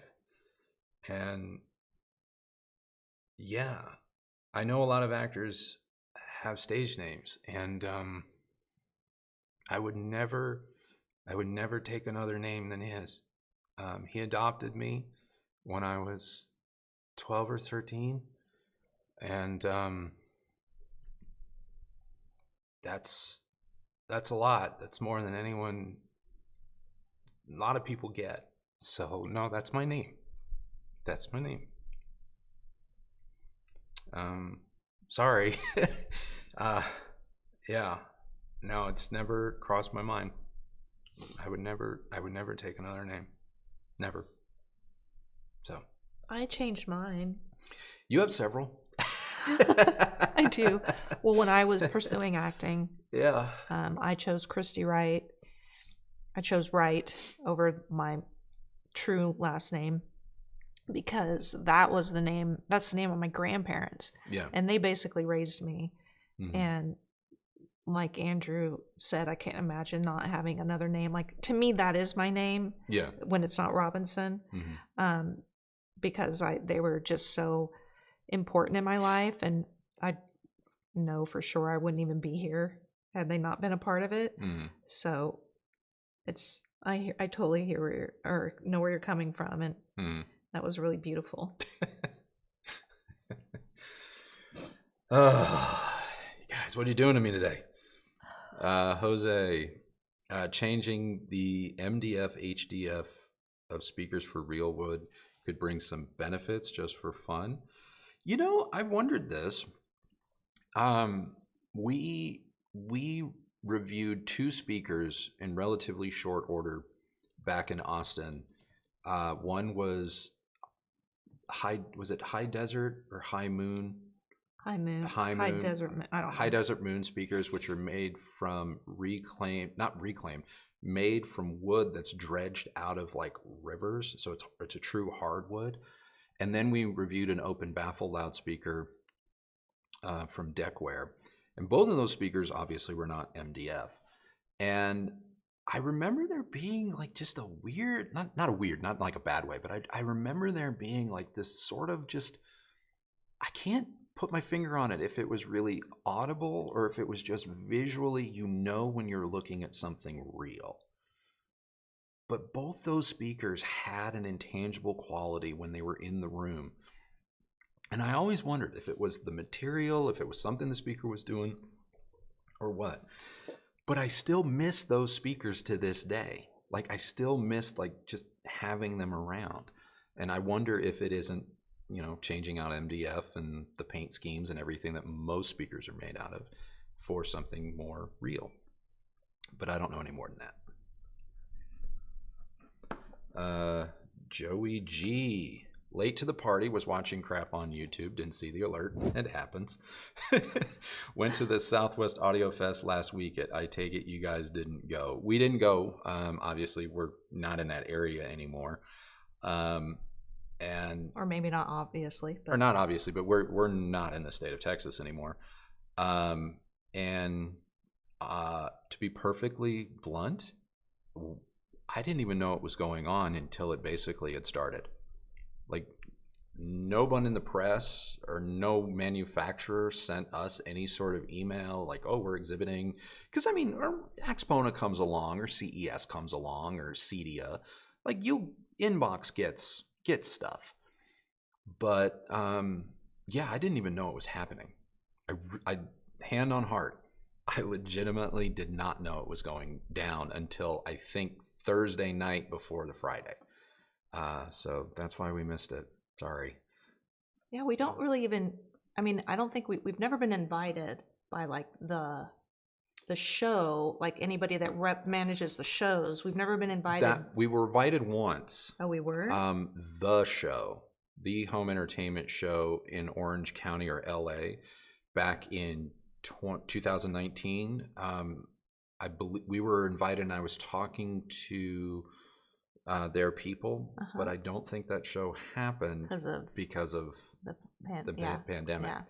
But that was literally those were the only people that ever like emailed or they might have direct messaged me saying, hey, we would love for you to come, and not to like give us show coverage or anything like that. Just, hey, can we spot you a couple of passes, and we would love to have you as our guest.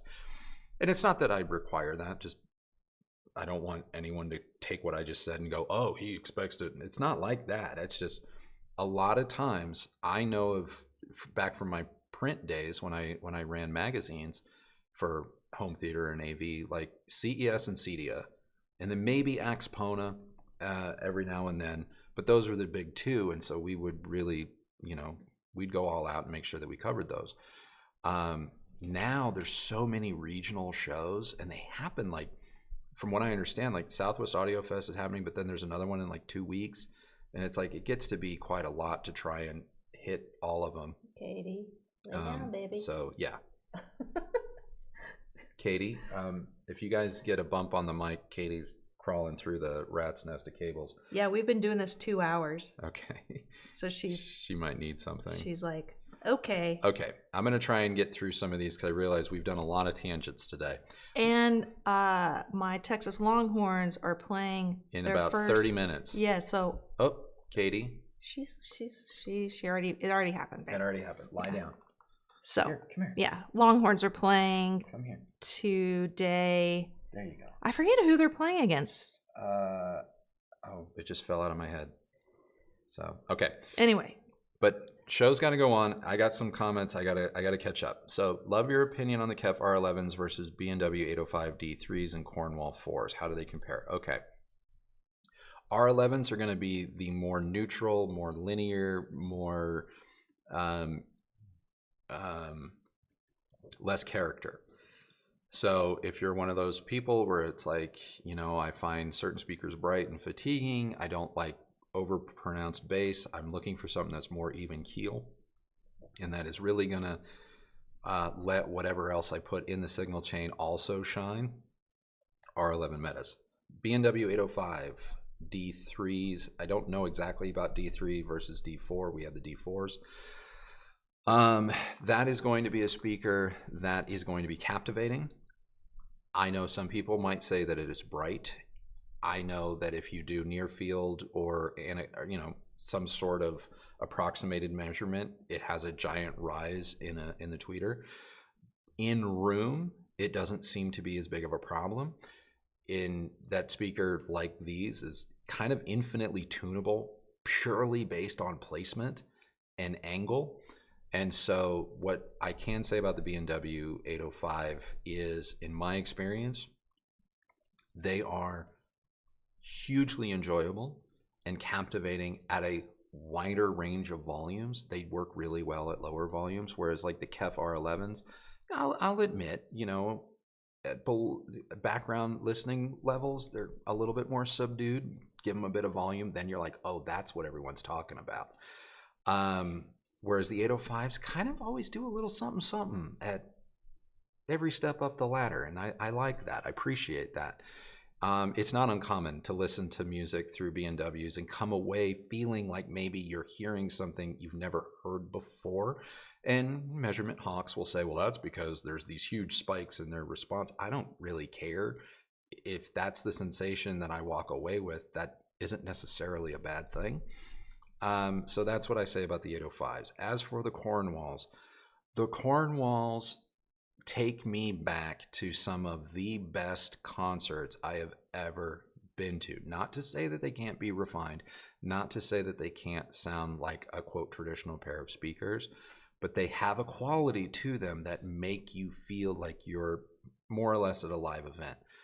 That said, as efficient as they are, I think they need a fair amount of power to control that massive woofer. Do they run on my Deckware? Absolutely. Absolutely they do. Is it my favorite pairing? So long as I know I'm not going for broke, like volume-wise, it is a really great pairing. But do I enjoy them more when driven by, say, a Yamaha 2000A or a Technics R1000? I really do. Because when you give them juice, they tighten up, they firm up, and that's when they lose a little bit of that live monitor PA sound, and they become a little bit more refined because they need that oomph to control that big woofer. So,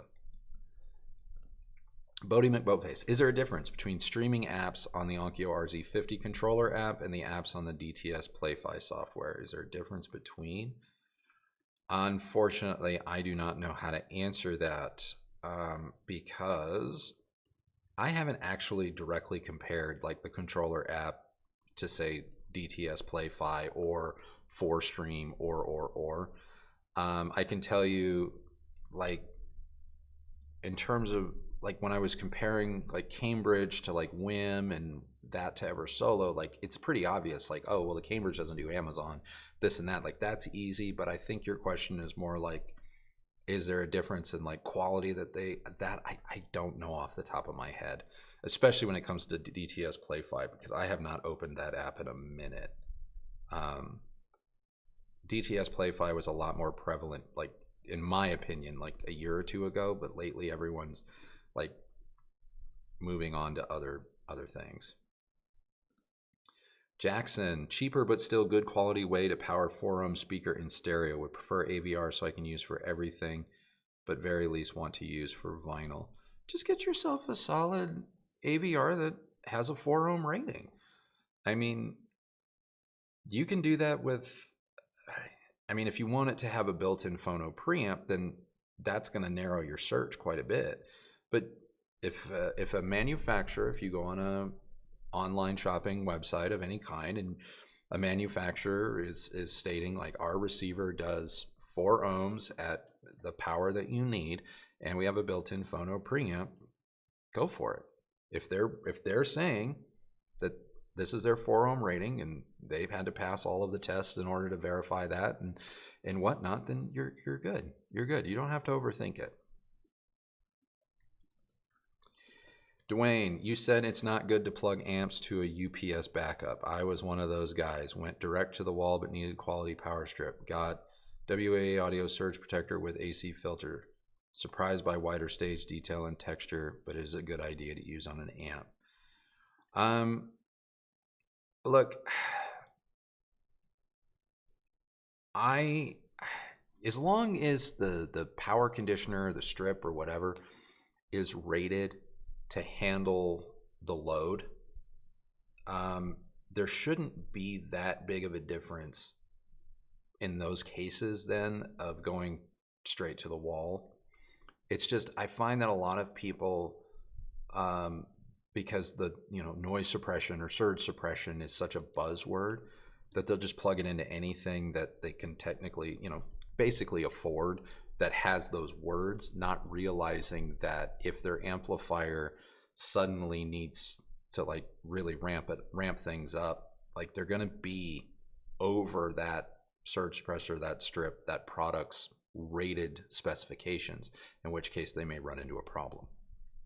But if you're in the realm of these higher end power conditioner, surge suppressors or whatever that are built for this sort of a thing, because they're manufactured by people who also build amplifiers, PS Audio comes to mind, then you're probably going to be okay. I'm not going to lie to you and say that I never do it. I currently have an amplifier plugged into a very, very robust, like industrial level conditioner. It's not a hi-fi or audiophile conditioner, but I have it because right now in our room, I can't put my outlets everywhere that I need them to be. And so it's a Band-Aid, it's a make good solution. But I did do the research to make sure that if I had 2 amps plugged into it at one time, like it was still going to carry the load. If I, blah, blah, blah. So as long as you look and you go, okay, what's an amp really going to take? Da, da, da, da, da. Is the circuit that this thing is plugged into in my physical dwelling, not overloaded already, blah, blah, blah. As long as you check all the boxes, you're probably going to be okay. It's just in my experience, not a lot of people do that. And so they'll be at like Home Depot and they'll see, surge suppressor, power, 5-year guarantee. And they go, okay. And then they just start plugging everything into that. And then something bad happens. And then they go, well, why'd that happen? Well, you shouldn't have done that. But if you've got the right thing and you've done your homework, go for it. Dwayne, thank you very much for the support too. I just noticed your contribution and wow, thank you. What? Oh. Yeah.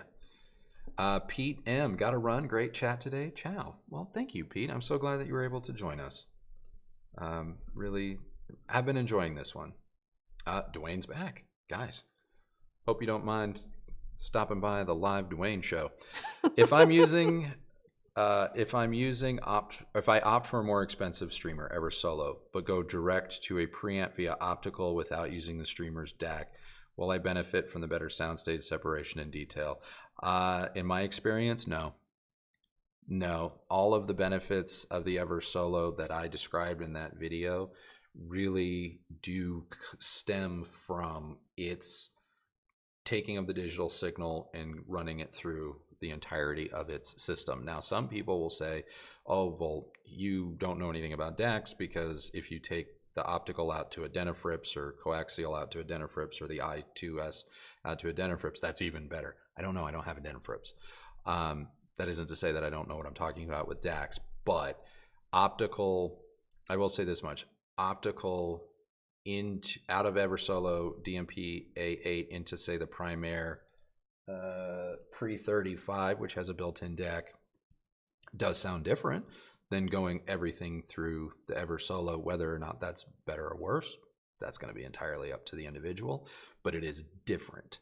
It is different, and in my opinion, it is a, you know, it's a little bit more of a more analog or warmer, fuller sound. I don't think it has as much separation, but when I run it through the Eversolo DACs and go XLR out of the audio out of the Eversolo into the analog balanced inputs of the Primaire, that's fantastic.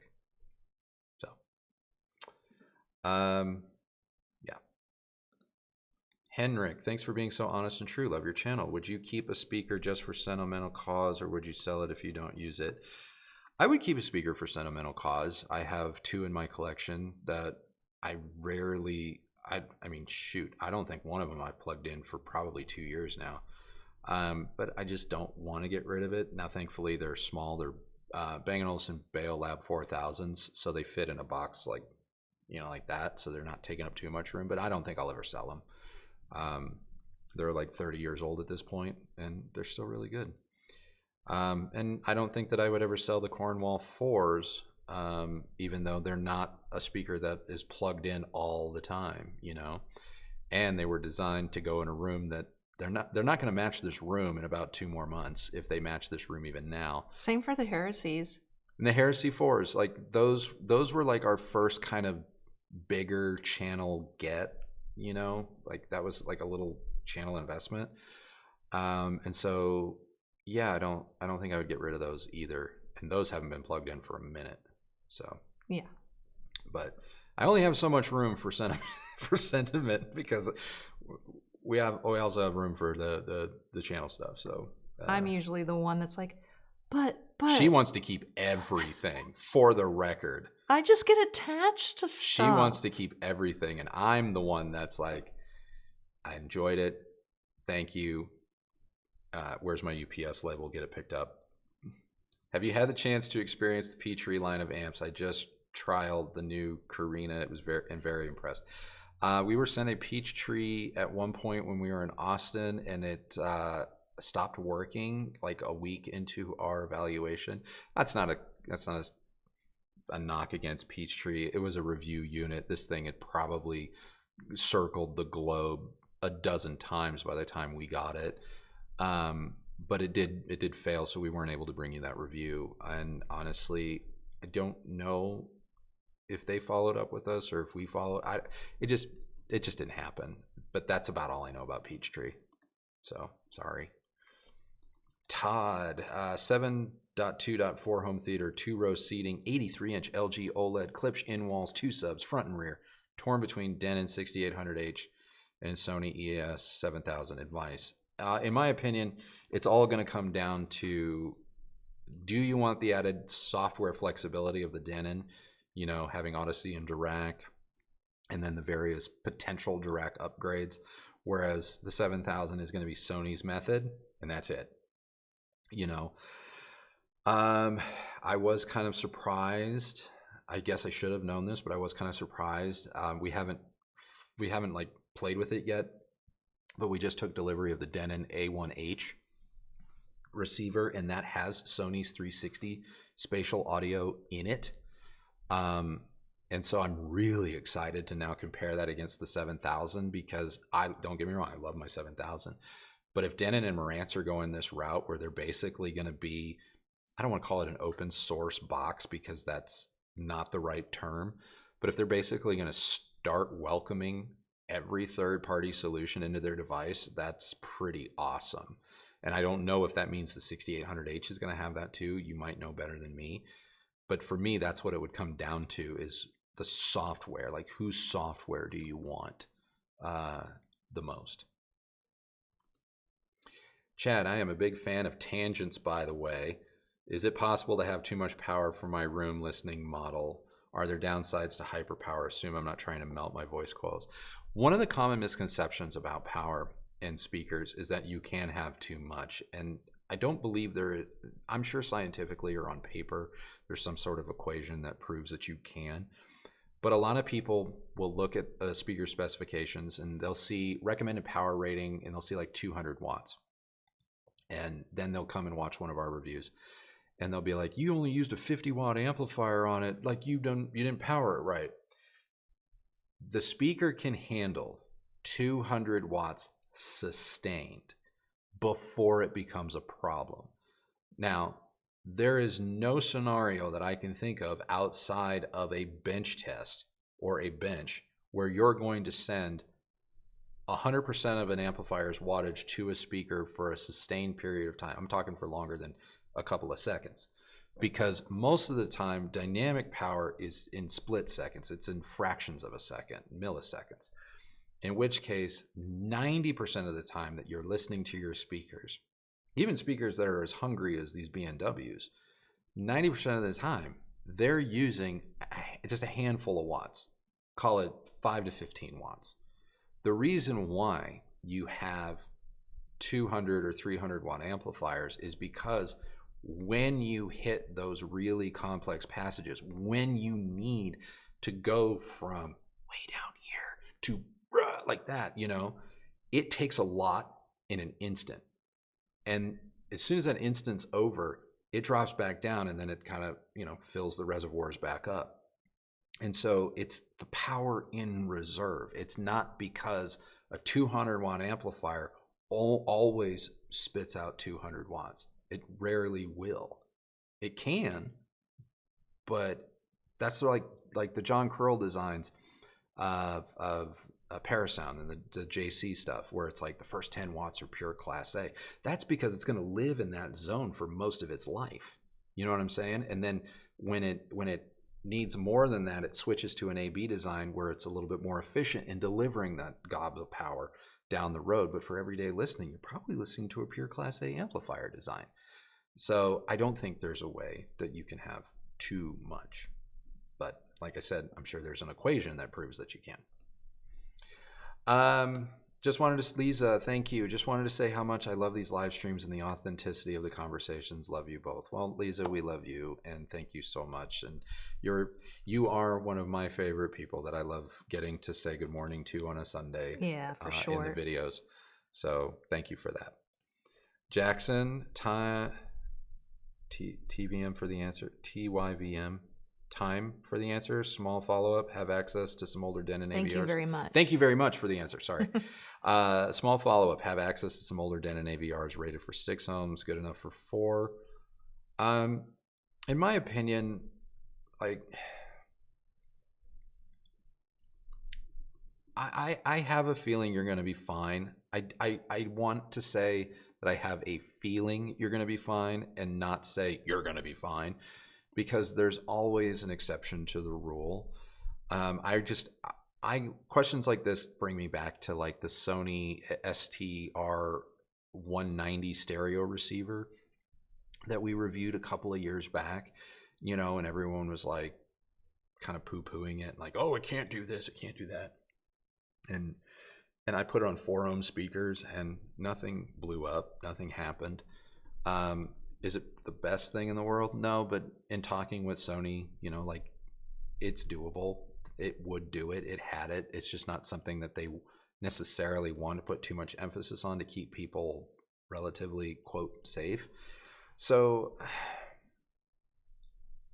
I want to say that you're probably okay, but if you can manage to get a product that is willing to go on record with the stamp of approval, like, hey, this is what we guarantee or what we say we can do in 4 ohms, I would rather have the peace of mind, if that helps you. You know, you have about, I'm going to give you about 5 or 10 minutes. 5 or 10 minutes? Uh-huh. Okay. Before I turn on the game. Okay, well, I think I'm on my last question. Oh. So, guys, this is perfect. I'm sorry. I saw the middle name first. Jose says, idea. Make a video where we submit pics of our home theater rooms and you guys react to them. You're not the first person to ask us to do this. And I want everyone watching this to know I have done something like this on Instagram. And as long as there's an understanding that I'm not here to roast you, because I know a lot of these react videos, people really want to see other people get put down or roasted. And you can say it's all in good fun, but this is a very personal hobby. And a lot of you have your blood, sweat, and tears, not to mention your hard-earned money, and your successes and your failures in terms of like, oh, I shouldn't have done that. Maybe, you know, you have it tied up in your system. You don't need me to come in and be like, well, you know, if I were to do it, I would want to do it in a way that was very constructive.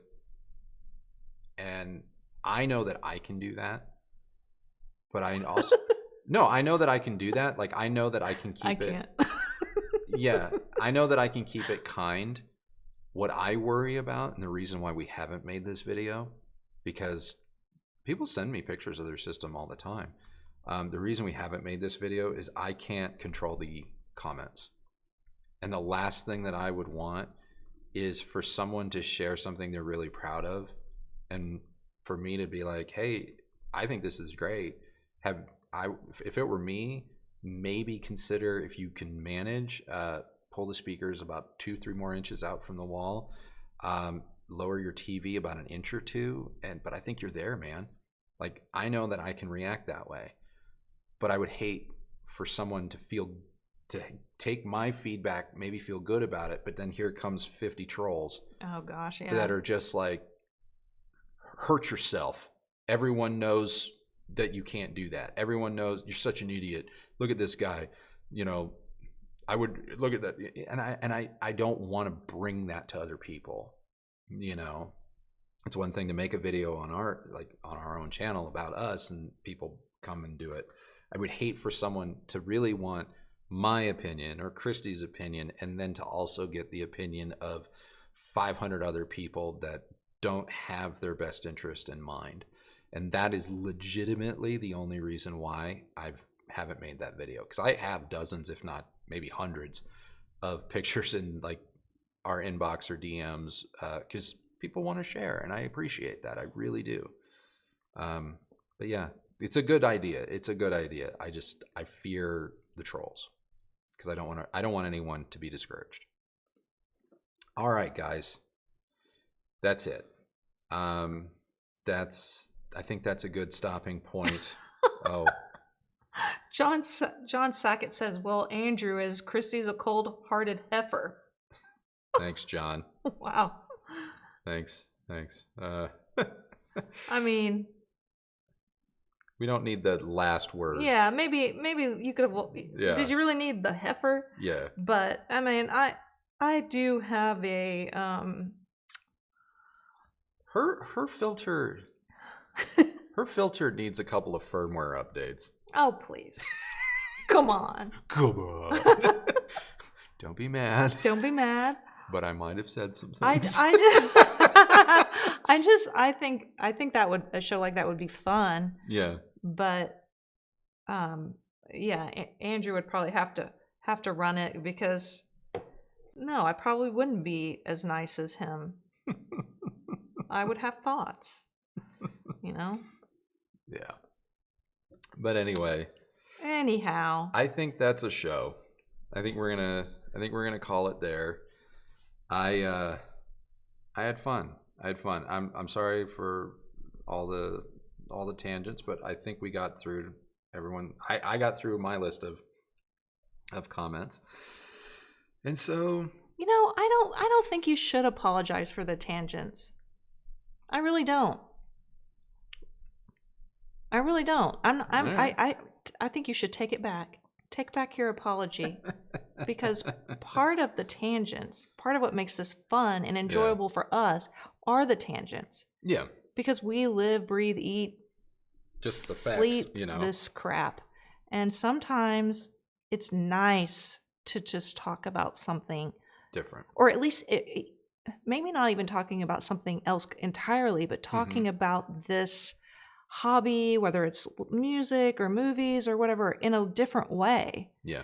And I know that a lot of you appreciate it, and some of you don't, because there's been, there's always enough comments to be seen. They're like, get back to hi-fi, or I don't need to hear about your renovations. Well, you know what? I don't need to hear about your crap either. So there. And there it goes. This is our show. It is. It is. And we'll talk about whatever the heck we want. True. So. This has been going for 2 hours. Right? 2.5. 2.5 hours. 2.5 hours. So I think we answer a lot of hi-fi, home theater related, on topic stuff. For sure. We give you that. Let us have a moment every once in a while. Yeah, Crisp and Crunch. We're here for the tangents and the unedited hot takes. Thank you. Well, then keep tuning in on Fridays. Oh, yeah. Show up tomorrow. Keep tuning in on Fridays for Unplugged, because she's got a couple in there. She starts the show with a zinger.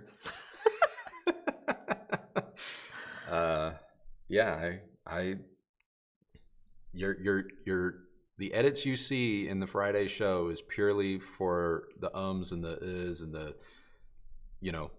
long pauses where I'm trying to find my words. It's not for content. So Kristi Unplugged. Yeah. All right, guys. I gotta get. This woman needs to watch her basketball game. Yeah, I do. So hook 'em, and may your team win. Unless you're playing Texas, then I won't be rooting for them. But yeah. Anyway, thanks for hanging out with us and being so supportive. We really do appreciate it. Yes. And we will see you. Hopefully, we'll see you tomorrow. Yeah, we'll see you tomorrow. And be sure to tune in Sunday, especially some of you guys that were asking some home theater questions. Sunday's videos, I like it. I like it, and I think it's going to resonate with a number of you. So tune in tomorrow. See you Sunday. Wrap it up, and there Robinson. We go. That's my time. She's giving me the light. So be good to everyone, or be good to yourselves. Be good to every other. I don't know. What am I? Have a good. Be rest good of your to day. each other. Good to each other. That's the word. That's what my grandma would always say. Be good to each other. Have a great rest of your day. We'll see you tomorrow. All right, guys. Bye. Bye.